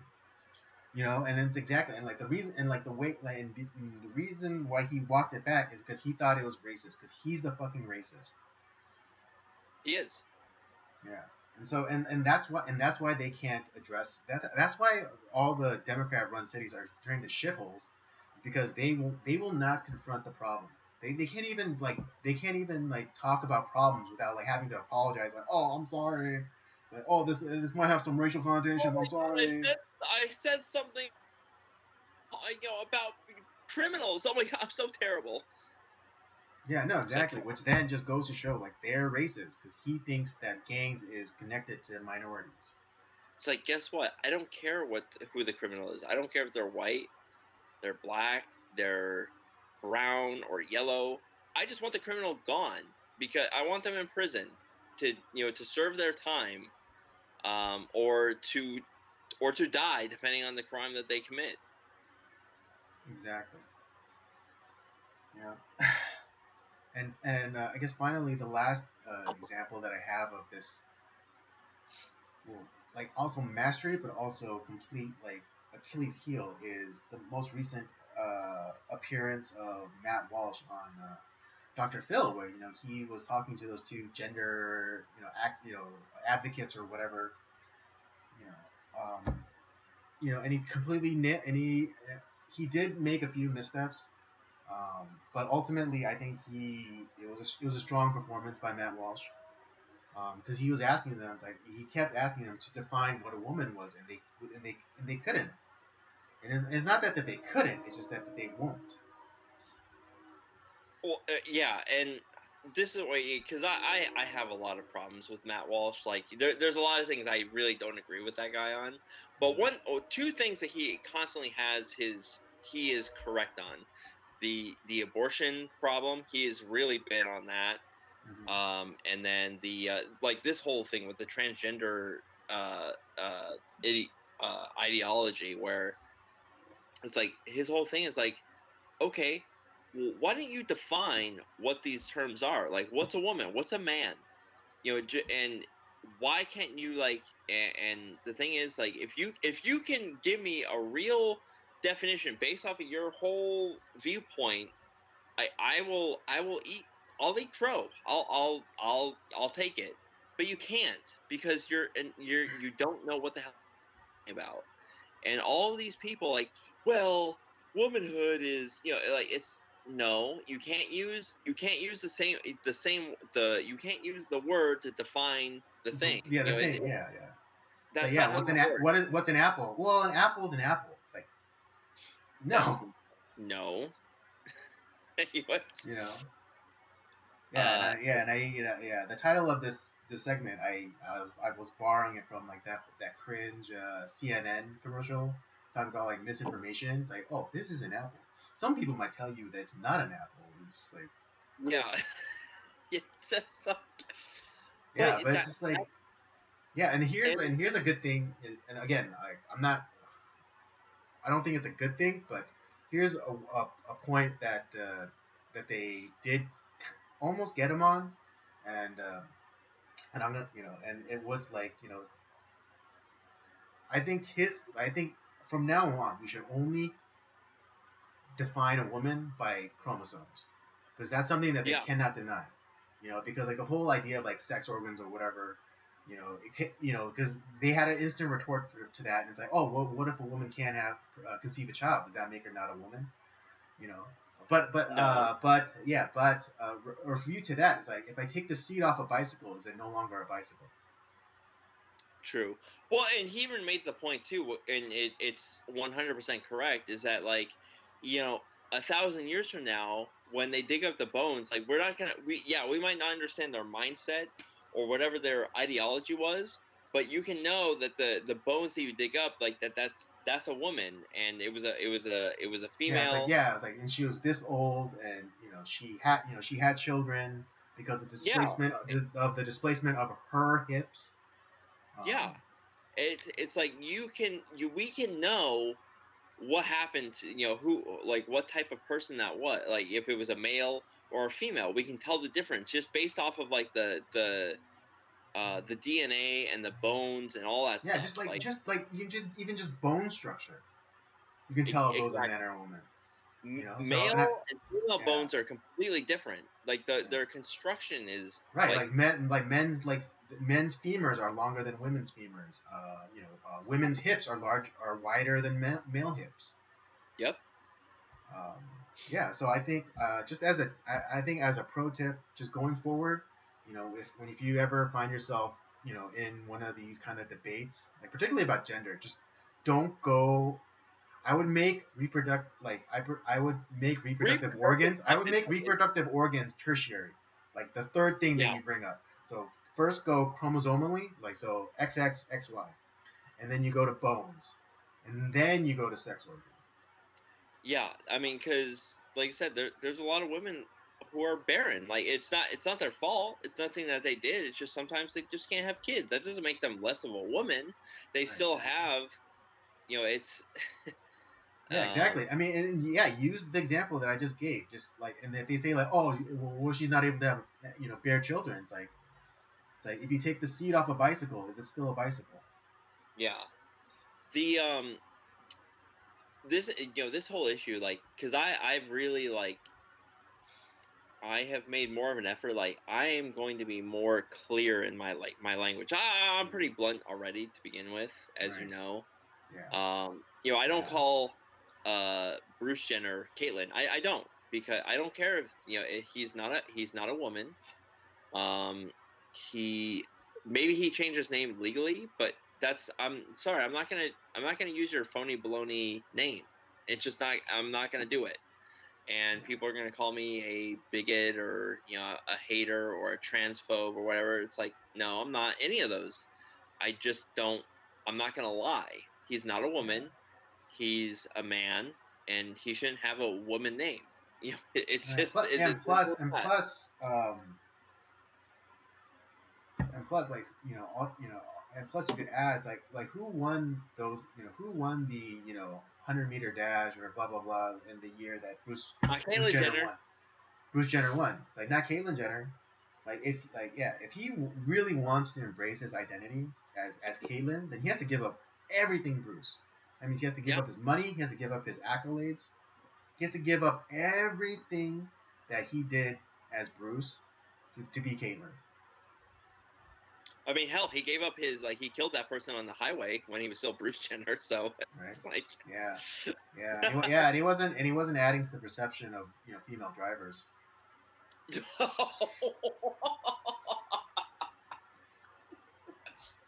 uh, but no, but my point is that use plain language. Don't pussyfoot around stuff. Like, yeah, people are gonna call you mean or bigoted or whatever, but we gotta be more focused on our language. Call stuff out for what it is, Mhm. and definitely don't lie. Right. Yeah. I mean, yeah, I totally get that. And A man and is not a woman. I'm I not gonna think what lie we about have, that. but people on our side, we have to be just as skilled with words as the left. And again, Oh, absolutely. it's paradoxical because they're both simultaneously masters of it, but then also not Yeah. because what they lack is precision. That's I just oh my god, I blew my mind just now because I just came up with the perfect analogy. The way that the left uses words is a sledgehammer, but the way that Yeah. the right or conservatives use it is more like a scalpel. And I mean, we gotta get to a place where we're as effective. Our words are as effective as scalpels and hit as hard as sledgehammers. Yeah, well, and the idea, the other thing too is we have to like, because I think a lot of times like because the leftists are so than like, oh, they're and it's so easy to like kind of fall into that like that trap that they create, and you're Yeah, essentially don't following their logic. Like, don't right. play on the. Don't follow them into their illogic. Don't presume on their positions. It's the left. They're the real racists. Like, no, you've already lost when you're making like arguments like that. They're the real racists. Like, yeah, we already fucking know that for one. But like, it's just, but that's a stupid argument. You're not doing anything. You're not. They don't care. You have to transcend all of Right. that, and you have to You leave kind it of in. you have to have tough skin and like when they say like oh well you're a racist it's like and So what? yeah it's like and Because racist now to them essentially is like, oh, you're a bad person, or you're a mean person. We don't like what you think. Okay, yeah and it's not address like and then I'm address not what a I said. racist. I have black friends. It's like, no, Yeah. don't Yeah. even like Yeah. go down that road. Don't, because it would be Exactly. very easy. It's like, how am I racist? I have a I my wife is not white. Most of my friends aren't white. It's like, I've already lost. It's like, well, you're appropriating, like you're colonizing like your friends, and it's like, what? You've already, it's like, okay, So what else yeah, you got? and yeah, exactly, and just and like and you gotta judo that shit too, because it's like oh well, like I mean in your case they'd be probably like oh all your friends are white, even though I know that's not true, but it's like oh well what if I was black and I had only all black friends, would that still make me a racist? It's like, yeah, it's like, it's okay. So you're calling me racist. What else you got? Yeah, Like, exactly. Yeah, okay, let us. I don't give a shit. Yeah, just we Because have to get over that. We have people, or at least people on our side, we have to get over the like like kind of like the band-aid pull of being called like a bad name. It's like, oh, well, you're a Nazi. It's like, well, oh, and that's the thing. Like, I mean, hell, they called Larry Elder the black face of white supremacy. Like, yeah. it's I just mean, they call Ben Shapiro, obviously practicing Jew, a Nazi. yeah. It's like, at this point, it's like, uh, well, why don't you look at your own Nazi in what's his face? What the fuck is his name? That rich crazy Jew that was helping the Nazis. Oh, Soros. Yeah, George Soros. Yeah. And I was like, Oh, oh, how he's like, dare yeah, you or call you know that what, Hitler just anti-Semitic? he's like, hey, you like to point out Nazis? I like to point out Nazis too. There's a Nazi. There's a Nazi. You know. Exactly. Say, yeah, let me help you point out the Nazi. There's a Nazi. There's a Nazi. I really hope someone clips that. It's that Oprah meme. It's like, you're a Nazi. You're a Nazi. Yeah, no, I mean, I'm like, I was actually trying to like do like Hitler salute. It's like, oh, there's a Nazi. There's a Nazi. Yeah. Oh, there you go.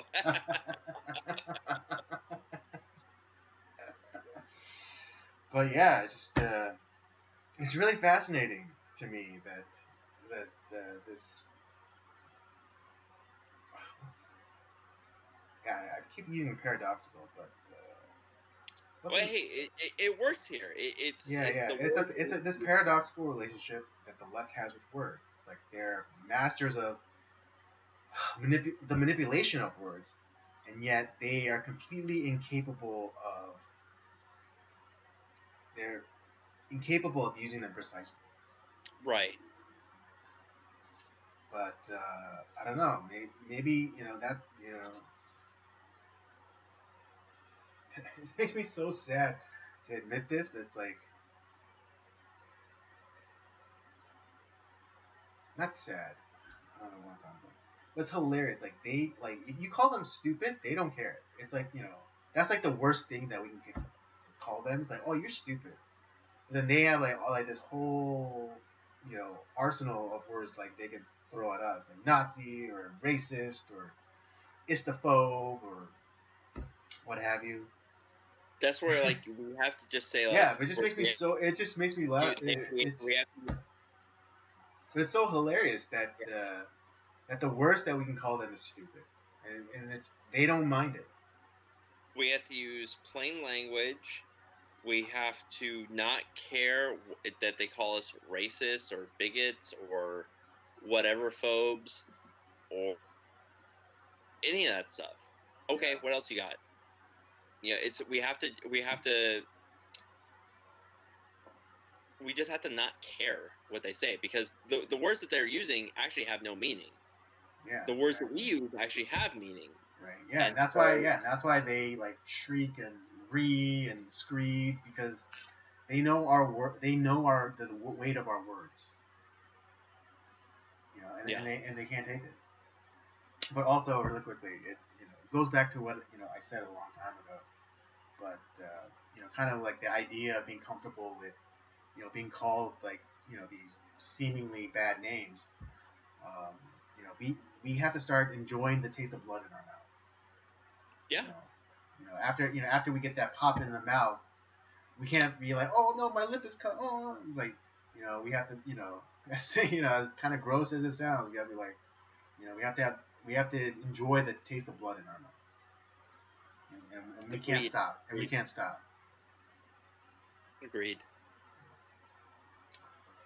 All right. Well, yeah, that's all I wanted to bring up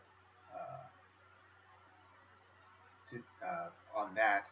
So yeah, let's wrap things up with our movie review, and I will hit everybody with the synopsis. And just to remind you guys, tonight's movie review is on the movie The Skull, starring Joshua Jackson, the late Paul Walker, Craig T. Nelson. For Luke McNamara, an invitation to join the prestigious secret college organization, the Skulls, is a dream come true, but he soon comes to realize just how powerful the Skulls organization really is, and that the truth, like success, comes at a very high price.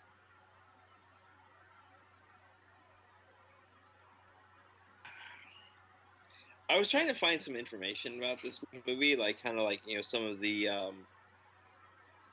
whatchamacallit, the how this movie came to be made, or um, some of the stuff I usually do for our movies, and which usually I have a lot of information to go off of. But this is one of those movies I really could not find anything on, other than the fact that it was loosely based off of the Skull and Bones secret society that whatchamacallit, that from like Yale University, that supposedly George H.W. Bush was a part of, and um, that's really about it. And I was thinking like, okay, well, I guess I'll talk a little bit about like some of the actors that were involved. And outside of like Paul Walker, there's guys were big like TV stars, but never necessarily made it like super big in movies. The female actress, she we probably remember her from whatchamacallit, from Ricky, the Ballad of Ricky Bobby. Iron We Man. got Iron Man, stuff like that. Rob Cohen, he did Fast and the Furious, and with Paul, also with Paul Walker. Joshua Jackson, he's been in Well, I mean, like not a whole lot the of. first biggest thing that people might remember him is the Mighty Ducks. He played Charlie. That's right. He was in Mighty Ducks. Yeah, He and was then actually in all the Mighty Ducks movies. yeah, exactly. You have whatchamacallit, he was in obviously Dawson's Creek. Mm-hmm. He was in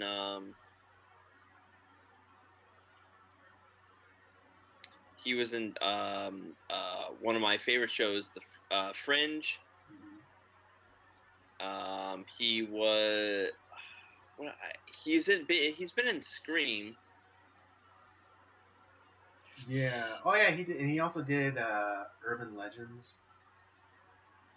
Oh, I don't know anything about that, but yeah. It was like a slasher horror, you know, in the early aughts.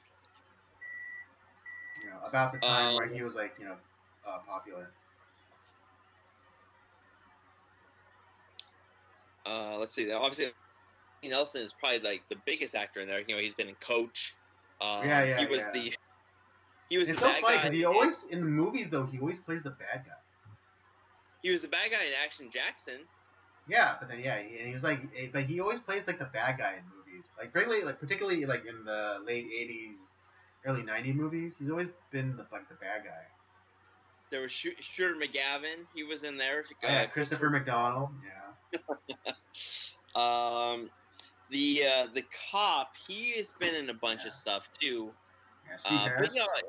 like I said, He these was in are The all. Practice. I think Boston Nah, Law. that's right. That's where I remember him from. Yeah. He was also in The Rock. He was one of the Marines. He's the I take pleasure in gutting you, boy, Marine.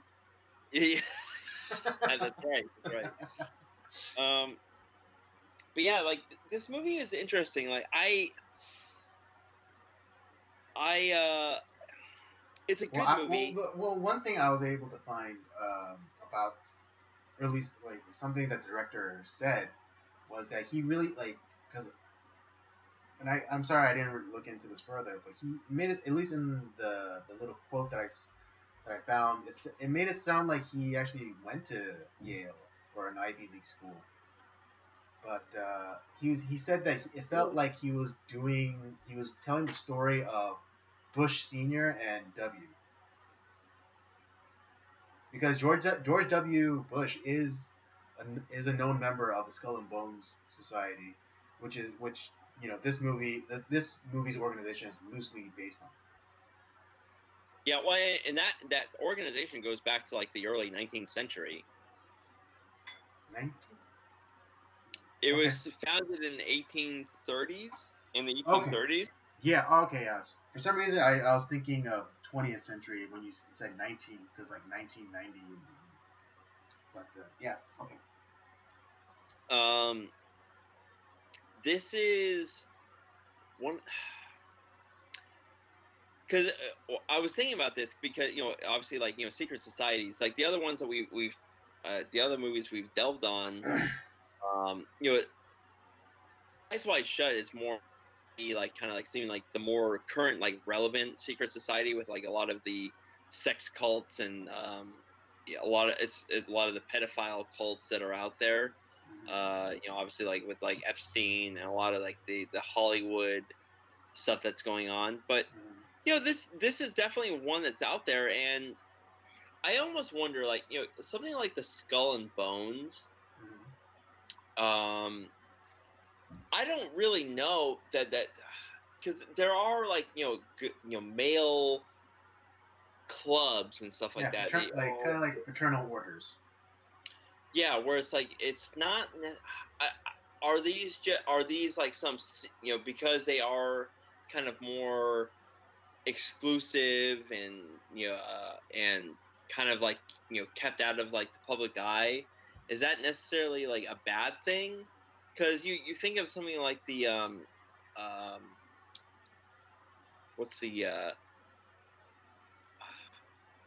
trying to think of like the one organization. It's like fairly secret.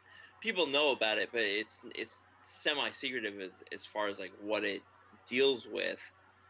But I'm not so certain that like the Skull and Bones is like some sort of like horrible like society. Is it just like an exclusive like rich man's club, kind of like what we talked about earlier? Like I don't really care if like some like some golf golf club is just like rich white men, and it's like and that's all that can be in there.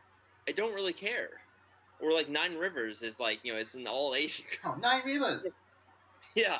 Only I don't Asian, really only Asian country club in Kiamna County. Now, what I care about is like, are you doing something like some illegal activity as far as like with the in the case of like the Epstein Island, the Lolita Express. There's something horrible. There's something evil and illegal and horrible going on there. But is like what the Skull and Bones doing? Is that necessarily illegal? I mean, Well, obviously, I like a mean, in lot of terms of congregating, I don't think so. now, obviously, Yeah, this movie. I mean, on just face value, just knowing, kind of the stuff that was portrayed in this movie, you might say it's a little coercive. I mean, especially like when Joshua Jackson's character asks like, "Oh, who pays for all this?" It's like, "Oh, well, all of our members are required to will over a portion of their estate." It's like, that's kind of.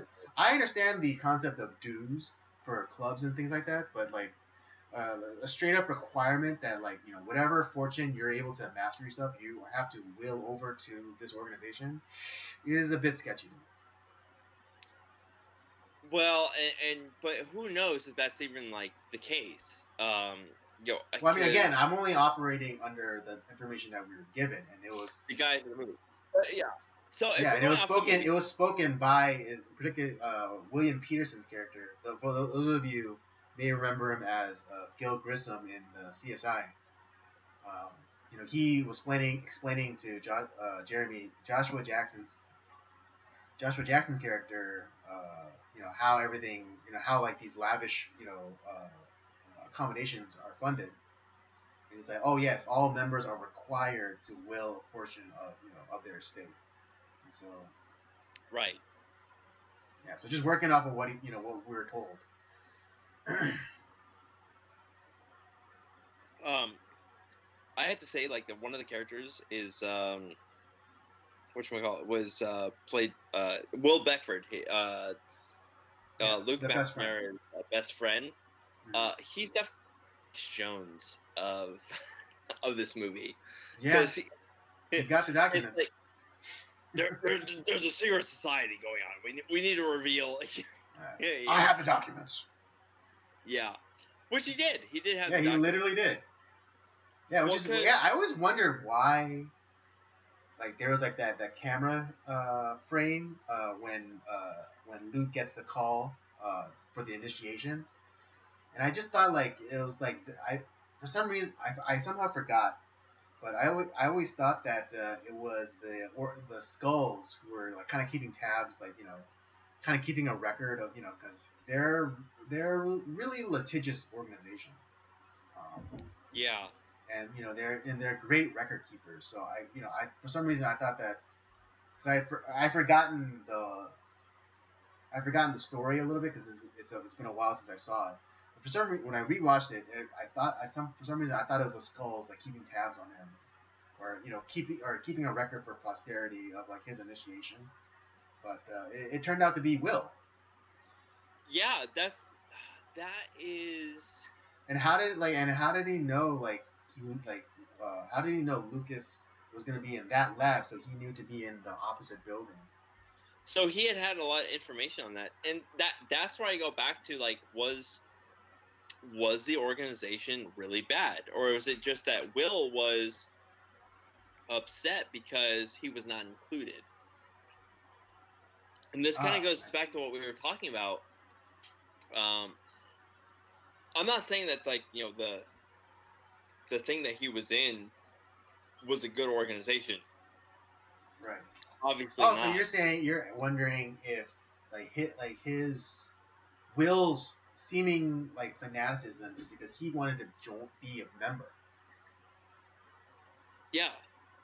Okay, I guess I can see that, and like him, like because when it's later revealed by Leslie Bibb's character, the female love interest, that that he was getting a job, or he was getting job offers because he said that he was going to do an expose on the skulls.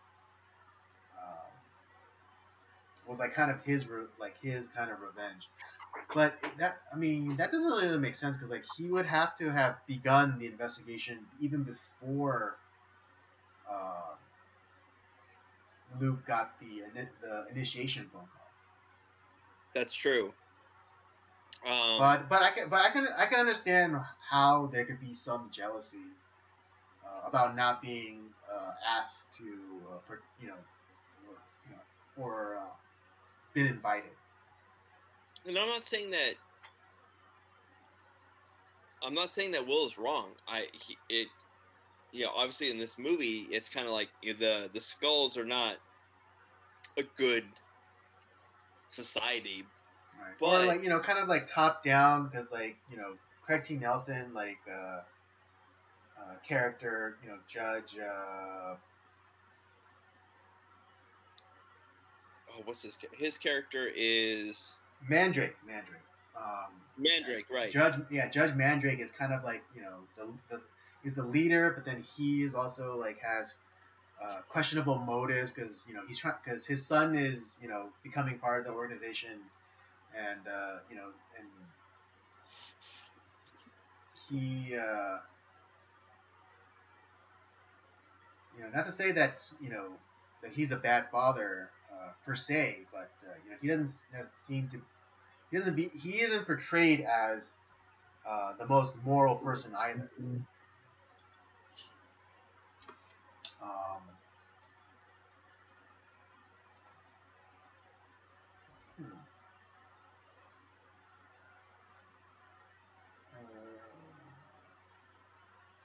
So yeah, and Will was already a writer on the college newspaper. So maybe he thought because maybe because he thought Luke uh, was being invited that Luke's loyalty would still be to him, and so that he would be able to disclose information so that he so in a way Will's kind of a dick. Yeah, he really is.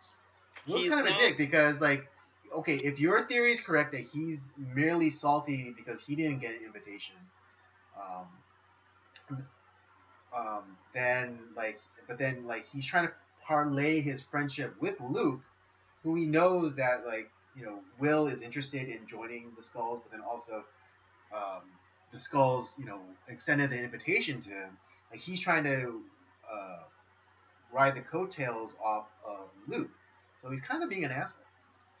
Because I felt like the way that how supposedly him and Luke are best friends, right? Mm. And he knows that Luke really wants to be in this organization because Luke from what we know from the movie, his family is essentially I think his parents are dead, so he's kind of like his mother for sure, but his father left him at a So essentially he's an orphan. Yeah. And so, but he's a smart guy, and he obviously because he's also with the past because we see his friends from because Will is essentially a townie or not Will, Luke is a townie kind of like a la Will Hunt from Good Will Hunting, and so we see his friends and like his and kind of like kind of allusions to his former ne'er do well past.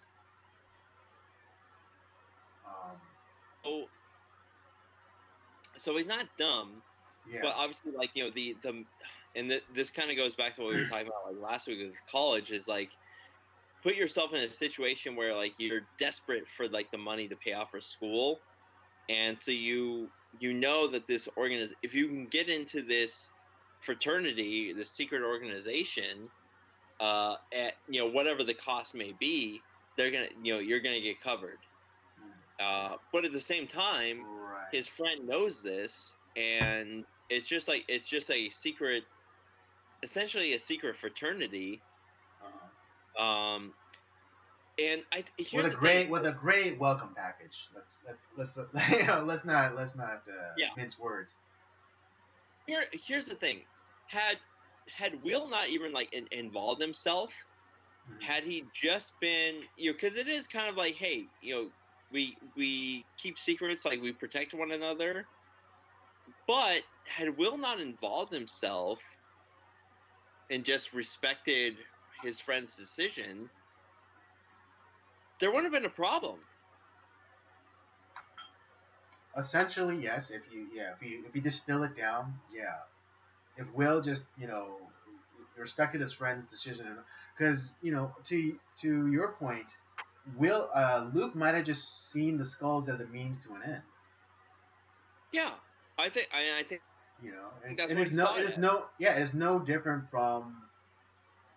is no different from parents, um, you know, looking into private schools as opposed to sending their kids to public schools. It's because they know the kids will maybe get a slightly better education, but then also it's who the kid's gonna be around. I mean, not to make so much of a value judgment, but a higher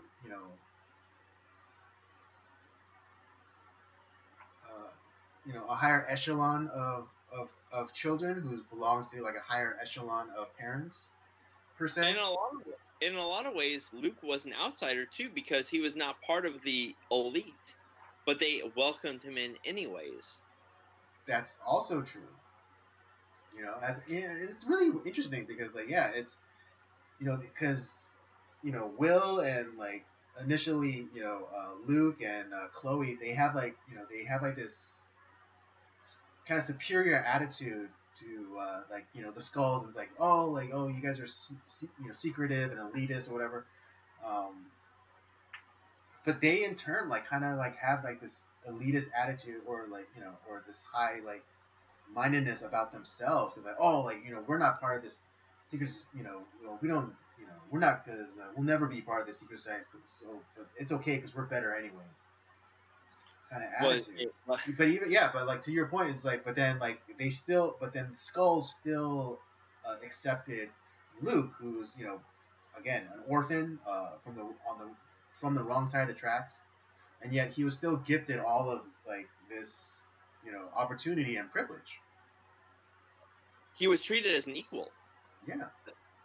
And well, going to, I have not watched the second and third movie, but from what I know of the third one, it's about a woman that becomes part of the Skulls. So it's Mhm. not like that they're excluding, and I'm sure that there's at some point, like, they're not gonna exclude someone like Will, but the I think it's because they it's kind of you know it's kind of like a harvest in a way, because when Chloe talks about when she was a freshman, she went out with somebody who was suspected to be a skull, and when she brought it up, he immediately left. And so I think I think yeah, it's that part of the show, everybody. It's late. Um, this was a Will's only chance if your theory holds true, because they only it seems like they only harvest candidates in their senior year, and so this was Will's only chance, whether or not he genuinely wanted to get in because he secretly coveted the position to be in the Skulls, or he was trying to do use it as a Trojan horse so that he can go in and gain secrets and still do this expose. yeah. So But it's either way, he's still kind of an asshole. well, I look at, organizations like the Freemasons. It's kind of like there are, people know about it, but it's not but there are some secrets, it's, but does that make that a bad situation? Does that make it like a bad organization? Right. I mean, technically, in the universe of that movie, they know that the Skulls secret society is a thing. You know, Yeah. um, but Just like all like, and it's not like the same ire is given to uh, that other secret society on campus. What was it? Snakes and Skeletons, I believe it was. Yeah. It was called. There's not the same kind of derision towards that organization, even though like they're at the same like level or whatever with the skulls. Yeah. So it's like one of those things where like I'm not saying that like because we've seen, throughout this month there's a lot of secret societies that are not good, Right. that they're bad, like and Eyes Wide Shut I think really like sheds the light on secret societies that we see in the public today, which are good, like a lot of these weird sex cults like the Lolita Express and the Epstein stuff, Mm-hmm. the whole thing with like Allison Mack and like I forget what the hell that organization was called, but like where all these people were being groomed into this like weird sex cult. Um, Experience? No, that's the credit monitoring organization.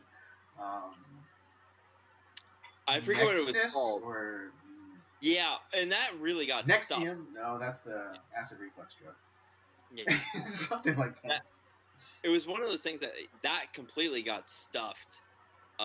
Once like after that was revealed, like I haven't heard a damn thing about that since. Right. Yeah. I mean, yeah. And again, like with the whole, Ghislaine, Maxwell trial, like we don't know shit. All we The know is record like told the all we truth. know is like the Course is over. proceedings. All the proceedings have been all the records of the proceeding have been sealed. And they're supposed to not be open. They're legally can't be open. And that they named like Bill Clinton, Bill Gates, Prince Andrew, a Yeah. lot of these like big names that need to be in jail or dead. Yeah. But hey, whatever. Those are the elite, so they're going to be protected. Yeah, Um, everyone was kind of like, kind of got. I think people got a little too excited when like they announced that Prince Andrew was getting like some of his like titles or whatever removed. It's like that's a slap on the wrist. oh, guess what? He still has millions of dollars. He's fine. Yeah, He's going to be okay. he still has globs of cash and like a bunch of properties. He'll be fine. Just like He just won't be called like Earl or Duke or whatever the fuck. yeah, just like his nephew and his American wife, who have they're still fine too, even though they've abdicated their responsibilities. Like they're still Right. making Yeah. millions of dollars. They're fine. Yeah. Uh, For elites. Oh. oh my god! Oh my! Why would they let us in the Royal Society? Yeah. Oh god! But anyways, I'm really interested in the character of the senator, Senator Leverett, played Yeah. by William Peterson. It's funny because he says that him and Lucas come from similar backgrounds. So do you think that they came from like kind of like this like orphan poor background that Perhaps, yeah, or not, maybe not orphan exactly, but maybe just like lower class. Um, and the skull saw like potential in him. and used And him to kind of like either. well, I mean, he eventually became a senator, so. Well, yeah. So, but it's like, did the skulls like see something in him and like he became something because of that, or was it like they saw his potential and used his potential to enact their cause in a way? That's the thing. Like we don't know. Mm. Yeah. Also, interestingly, like in like the last topic that we were discussing, this paradoxical dynamic within the organization, because they're all about loyalty and fidelity to each other, and yet it seems like they're constantly stabbing each other's back, stabbing each other in the back. Well, it goes back to the idea of like another secret, kind of like what we've been talking about, the whole Epstein stuff. Yeah, it's a secret society, but everyone's like holding records on everyone, just so like you can't report on anybody. That's where like the idea of, I think, like everyone think when they think of secret societies, like they think like, oh, it's just like they're doing something illegal, and the reason that they don't like talk about their secrets is because someone holds something on them. And I'm not saying that like not all secrets are bad per se. It's like Well, you like don't. yeah, well, but in the case of the movie, it was a bad because you know, what was merely an accident turned into murder.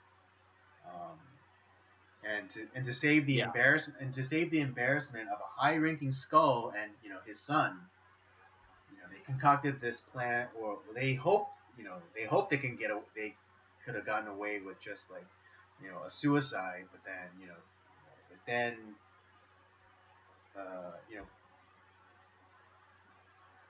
it then uh, devolved further into setting up an innocent man. yeah, that's really the unfortunate thing. And obviously like that's what I think what the movie was wanting to go with, because that, to be honest, that's a more exciting story. Right. Not that it's like, hey, the secret society is actually really cool. Yeah. Or like, were they gonna because at the end Senator Leverett was saying like, oh, the good guys won, and you're gonna the Mandrake is finished. You're gonna you'll be exonerated, and then you can help me you know you know turn this organization around so it can do some What? good. And it's really the Kind of whole like like, kind of pulling a Stonecutters. Again, another Simpsons reference for you guys. Um, when Homer, it's revealed that he's like the chosen one for like the Stonecutters, and he decides to use like the power and influence to do good. Um, I mean, whether or not that would actually have happened, I guess we'll never know. well, and and Joshua Jackson, his Luke McNamara, he was saying it's like, well, nobody won, kind of like all like Seven Samurai, Magnificent Seven, is like nobody won here, Right. and he you turns his back on the situation, Mhm. and the senator is like, he is happy with that decision. Right, because I think, well, I mean, when I first saw it, and I was still a young man, I thought that like, when he said son, like I thought he meant like he was his father. But now I understand it more as kind of like a colloquial term that an old, like an older man would say to a younger man. Um, but yeah, I think the senator was happy that Joshua Jackson, his character, turned his back on like that offer and walked away, because I think secretly that's what he wanted to do. Like, and I think that's what he meant by saying like, oh, we come from similar backgrounds, and I hope that means we have similar values. And I think like Lucas made the decision that he wished he had, maybe he had a similar, not exactly the same, but he had a similar opportunity to walk away from the skulls, but he didn't take it. Right, and it makes me wonder if like maybe like something similar did happen though, and but he was not in, he either didn't have the courage or the opportunity to like kind of do the same thing as Luke did. Exactly. Yeah, and then like I really love that last scene where like he kind of gives like that kind of like that Godfather like speech where he's like, oh, like one day I might come for you for a favor. Do you think you could like turn me away? After all we've done for you, and Yeah, it's just, and then he's like, and then Luke is basically like, watch me, and then like, and he walks out, and he kind of, and again the senator has like this gratified look on his face. It's like, it's like you made the right choice. yeah, and that's where like this movie is so interesting. Um, I Yeah. I mean, I don't know about you, but were you wondering about, particularly like Christopher McDonald's character and what was it, Steve Harris, the yeah, black like cop? Like, are they members, or are they just kind of like vampire familiars? That kind of like underlings that's kind of like what that I kind of was. get the benefits of of the organization without actually being in the organization. I don't think they're actually part of it, but like they are connected to them in some way. Right, yeah, like And again, like I was like how I described like vampire familiars, like kind of like from the Blade series, like they would yeah, call like the humans that would serve the vampires to do like all of their shit during the day, familiars. Um, so exactly. in that is that the same relationship then with like because like the provost of the school and like this police detective, are they just familiars for Mandrake and Leverett? I think that they are like kind of like they Or are they like orbiters who eventually maybe get to be invited to as full members? that's kind of what I'm thinking. They're more orbiters. They're not like Yeah, they're not members, but they are because the detective is not like connected with the senator or the judge, um, where and same thing with like the provost is not connected with um you senator. know senator. Yeah, so it's kind of like more like they are the tools that are being used by Right. these Okay. guys. Yeah. So each of them are the respective members, like kind of fixers. Yeah, Okay.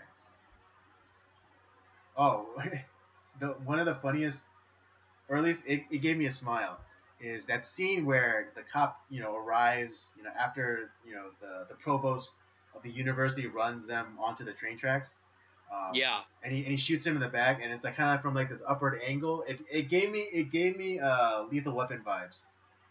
dude, it totally did. Particularly Lethal Weapon 2, like the one with like the whole like South African and the diplomats. I for some Yep. reason, yeah, as I watched it, I even said it out loud, and like that angle, it's just like it's just been revoked. Yeah. Yep. Dude, you and I same page.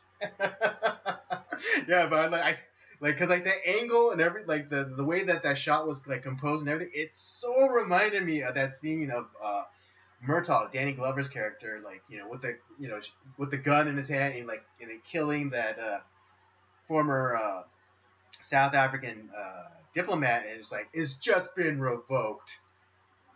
God, that was great. Great line. Yeah, that's exactly what I thought too. Uh yeah, what wow. I mean, like this movie is it's not a Oh, and it's interestingly not a enough, great. with the senator, it almost made it seem like it was going to be a double cross, because after he Yeah, got Luke out and like there was like the red herring of him like making the phone call. It's like, oh yeah, I got him out of the hospital. They're all yours now. Thinking that's what like, I thought too, but he was calling the detective mhm. and Or like I thought he was called, yeah, either the detective, and the detective was not part of it, and like just he was trying to again you know trying to protect the organization to get Luke rearrested, yeah, or he was calling the provost. yeah. But yeah, But that was a great that fake well out. that's what I thought he was calling the provost. Mm-hmm. It's like, oh, here we go. But Mm-hmm. that's not the case. And I when it comes to this movie, I like it, but it could be better, and I would really love to see like some sort of like reboot or remake of this movie.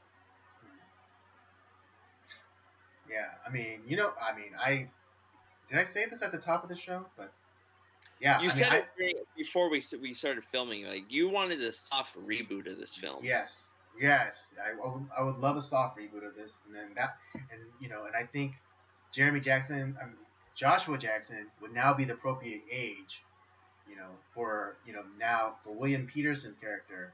I mean, if he's Yep. interested to come back and it's like, hey, remember that favor I told you I'd come and ask you for? And you can go from there, and Yeah, I yeah, yeah. definitely. Okay, well, okay. Let's quickly let's do some like uh, writers' room stuff. What would the story be?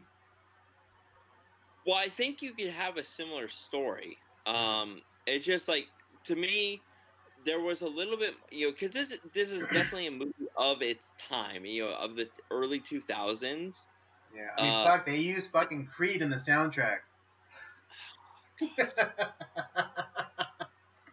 There was too much of like this like high school, like early college kind of like, 10 things I hate about you, kind of vibe to it. Where it's Right. like, okay, let's get rid of that shit Okay. right Yeah, off a the little bit bat. more serious. Yeah, take it. A little bit more serious tone. This is a very serious movie. Let's get rid of all that stuff. But having more of just a whole serious vibe to the whole thing. And we've had other secret society movies, that are much darker and are, like we did Fight Club, we did Eyes Wide Shut. Doing something like in that vibe, you can do it. It's Mm, so and everyone likes those movies. right. People remember Fight Club. They remember Eyes Wide Shut. They Mm, don't really remember the skulls. right. Well, I think it's because it was more like self-contained, and it was just dealing with like this like class of skulls that that just got initiated. Even though it really focused on like just Lucas and Caleb, um, I think if it's to be a soft reboot, I would do the senator going to Joshua Jackson, Luke's character, and said like, "Oh, I need your help," and it's like and give it a grander scope, like bring in like make it a bigger plot. I don't know, like he's gonna be president or something, or he is president now, and there's some sort of there's some sort of like internal fighting in the skulls where like like they're trying to get after him, but like there's no one he can turn to, and the only person he can turn to is is Lucas. Um, Well, I mean, you throw in a little bit of like, Jason Bourne, you throw in a little bit of um, like Assassin's Creed, you throw in a little bit of like, like a couple of different like, types of like influences, and I think you really have a good movie. And well, I mean, if it's a soft reboot, I mean, if we're not gonna make use the original actors as main characters, then maybe yeah. Because like yeah, if you want to inject like a little bit more a serious tone and do like more of like a Born Identity, Assassin's Creed kind of thing, then yeah, we're gonna have to like bring in like new actors. well, and that's kind of what that to me personally, I that's what I would want to do, because this movie is not bad, but it's like it could be a lot better. Yeah, we'll see. Like my what I would want to see is continuation of that last conversation that the senator and Luke had, and like and how that ultimately unfolds. Yeah, definitely. Um, I mean, you could still have new characters, but still make it about them too. Um, yeah, I would maybe still try to like maybe do like another kind of like power struggle, or like take the concept like how like they said like war is the struggle or whatever through which like we whatever like how that's how we pick our leaders or whatever. I would then like kind of like pull it out more and make it like a bigger war to like with like the other secret societies. Right, right, right. Maybe yeah, make it like some sort of like hostile like maybe like try to make it like a hostile takeover from like another society. Um, I don't know. Like this is just like off the top of my head. But, yeah, definitely I would want the continuation of the last conversation from the first movie. Like I said, the movie itself, the skulls, is not bad. I think it talks about something that is important. You know, like I said, Will is he's essentially he's the Black Alex Jones. It's like we're diving into this secret society. You know, it's like it's kind of Yeah. and When he infiltrates the ritual room and he's like taking notes, it's very I see it the same way as Alex Jones infiltrating Bohemian Grove. that's the that thank you that I couldn't remember where he actually did infiltrate, but yeah, Bohemian Grove. That's exactly what this movie was. It's like you we're in here in Bohemian Grove. Yeah, it's it's just We see the giant owl statue. It's like, oh my god, like the senator is masturbating. yeah. That's exactly what I was thinking about. Yeah, Bohemian Grove. This is kind of like what this movie I think was definitely alluding to was Bohemian Grove, Yeah. a lot of I these mean, like yeah, weird and just societies. taking the comments from the director Rob Cohen when he's saying like, yeah, I felt I really want to tell the story of Bush Senior and W. And that's Yeah, probably and that's exemplified in the Mandrakes. yeah, and I was really intrigued. I like the movie. I didn't. It's not the best movie. I think it's probably of the movies we've talked about this month. It's not the it's probably the fourth best, Yeah, but that doesn't agreed. mean it's a bad movie. No, agreed. Yeah. Um, Anything and I'm else not. you wanted to? I would just say like I'm not sure that like all like secret societies are bad. Like there's a lot of organizations that do their own secrets. That doesn't mean that they're bad. Like the Freemasons have their own secrets, but it's more of it's a guys club. There's probably things that go on there that are just like it's just guys having a good time. Um, it's not necessarily about like yeah we're fucking kids. It's like and like if you tell anybody we have pictures, we have the evidence. It's not like the Well, I mean, Lolita. it kind of is because like of all the record keeping that they do, and then also like that vague implication, with like the girls, at the retreat uh, site. Like I said, in the case of this movie, but I'm talking about in real life. I don't know Okay, yeah, if okay, all. fair enough, I'm fair not enough. Because saying yeah, that because like all secret societies. technically speaking, the Elk Lodge is a male fraternity or secret society, but no one like screams like, oh, the power elites are meeting at the Elk Lodge. It's like yeah, my fat ass Uncle Herb is a member. Like, Yeah, yeah, and he drives a tow truck. Is he a power elite? yeah. Like I said, I'm not. Now I don't know this 100%, but like I don't think like the Freemasons are like a terrible organization.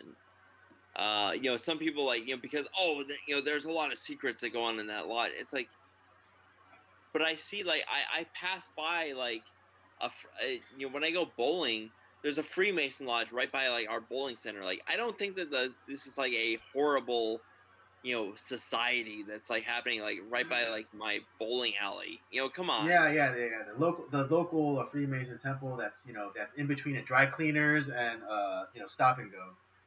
Yeah, I don't think that they're like banging like 9-year-olds or something. Something like really fucked up.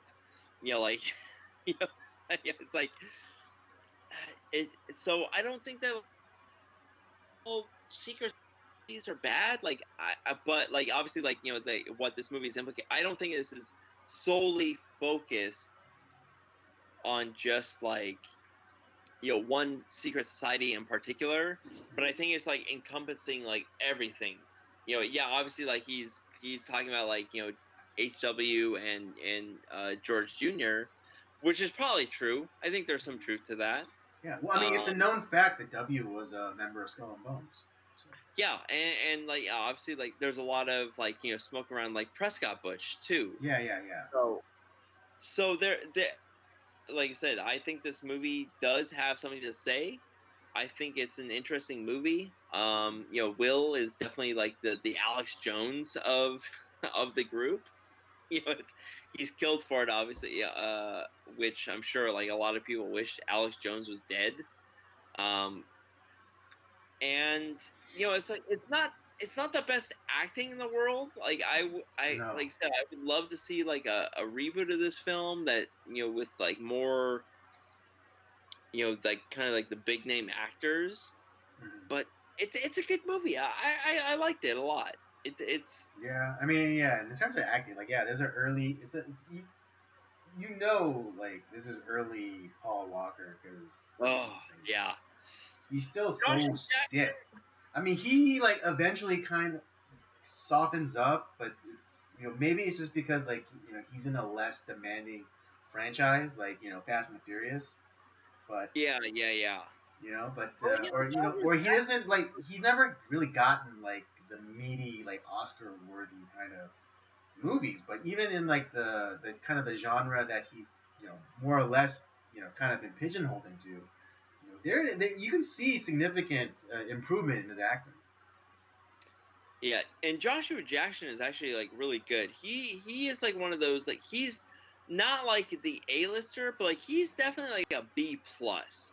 He's not like quite like the Right. Well, yeah. Let's put it this way: the paparazzi will pay attention to him on the red carpet, but you know, not more than like 3 clicks of the shutter. yeah. I would say B plus on and Joshua Jackson is definitely the star of this movie. Mm-hmm. Um and like yeah, like I said, I'm glad I watched the movie. It's not the best, but it's not the worst either, and Mm-hmm. it definitely has something to say. Yeah. And I mean,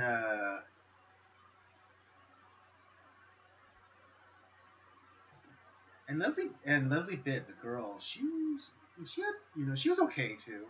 I think like Yeah, her best scene was in the church, like after the funeral, and yeah, like she was like talking, she was talking to Lucas, and then like, you know, um, she's like saying like, oh, we're all liars. Like we'll lie to us, I lied to you. You're lying to me right now.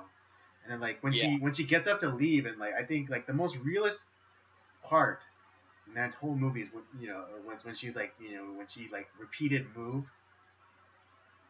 It's like because she was like still kind of like emotional and just like she just wanted to get out of there and just like move. It's like move. I don't know why, but I really like that. She was good. Yeah. Um, we know her from like the Ballad of Ricky Bobby and Iron Man. She's not been in like a whole bunch of like stuff, but this movie she Yeah. definitely shined. She was good. Yeah, and then she was a lot. She was well back then when it was called the WB. She was in like a WB show, same as Joshua Jackson. But again, I think for her, her attractiveness kind of gets in the way of her of people seeing like her acting ability. She's a really good act. She's actually a really good actress. I actually really like Yeah, I mean, her acting. even when she was playing like the trailer trash slut girl, it was it was convincing. She's almost 50 now. I know, isn't that crazy? And she still looks She good still though. looks fucking good. She still looks good. I mean, I'd let her touch my dick.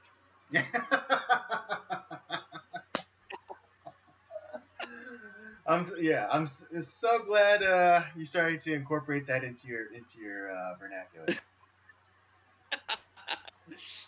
Yeah, if you guys And, didn't and, know, and that's yeah. If you guys didn't know, that's I gave that to Robert because that's the way I would kind of like describing a girl who's like cute, not super hot, but cute, and like there isn't like I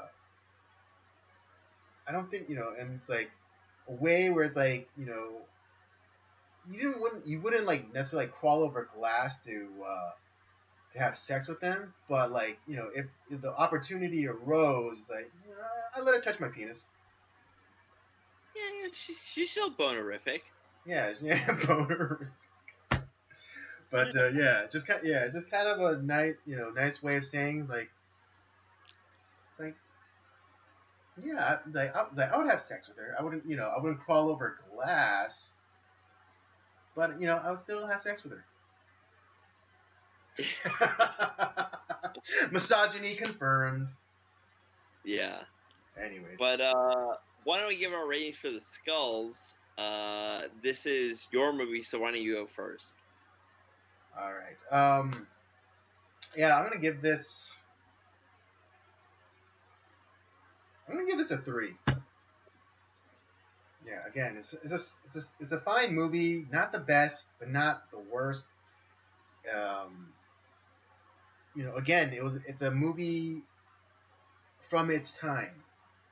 And while it's not enough to like outright condemn it. It's still enough to hold it to a higher standard. I'm actually gonna give this a 2.5. Okay. It's good. Okay, yeah. So you're right in the middle of the road then. Yeah, I'm really in the middle of the road. I did like the movie. I'm probably gonna watch it again at some point, but it's not like there's a lot of things there where I'm like, oh, this is definitely a 2000s movie. Yeah. Kind of like Mission Impossible 2. Well, I mean, yeah, this movie literally came out in 2000. So. Well, yeah, but it's like it's kind of like Mission Impossible 2, where it's like, oh, we're gonna do this. It's kind of. Well, yeah, exactly. That's what I'm saying. Like, this is like, is it bad enough to condemn outright? No, because it's a movie of its time, like when it came out. Yeah, but here's but the it's thing, not. it's like, But it's not so bad, or it's not so good that. God, I just said it. It's that part of the show, folks. well, I think what it is like it's telling something that is important, that is timeless, but the way that it's going about telling that thing is very like dated. Right.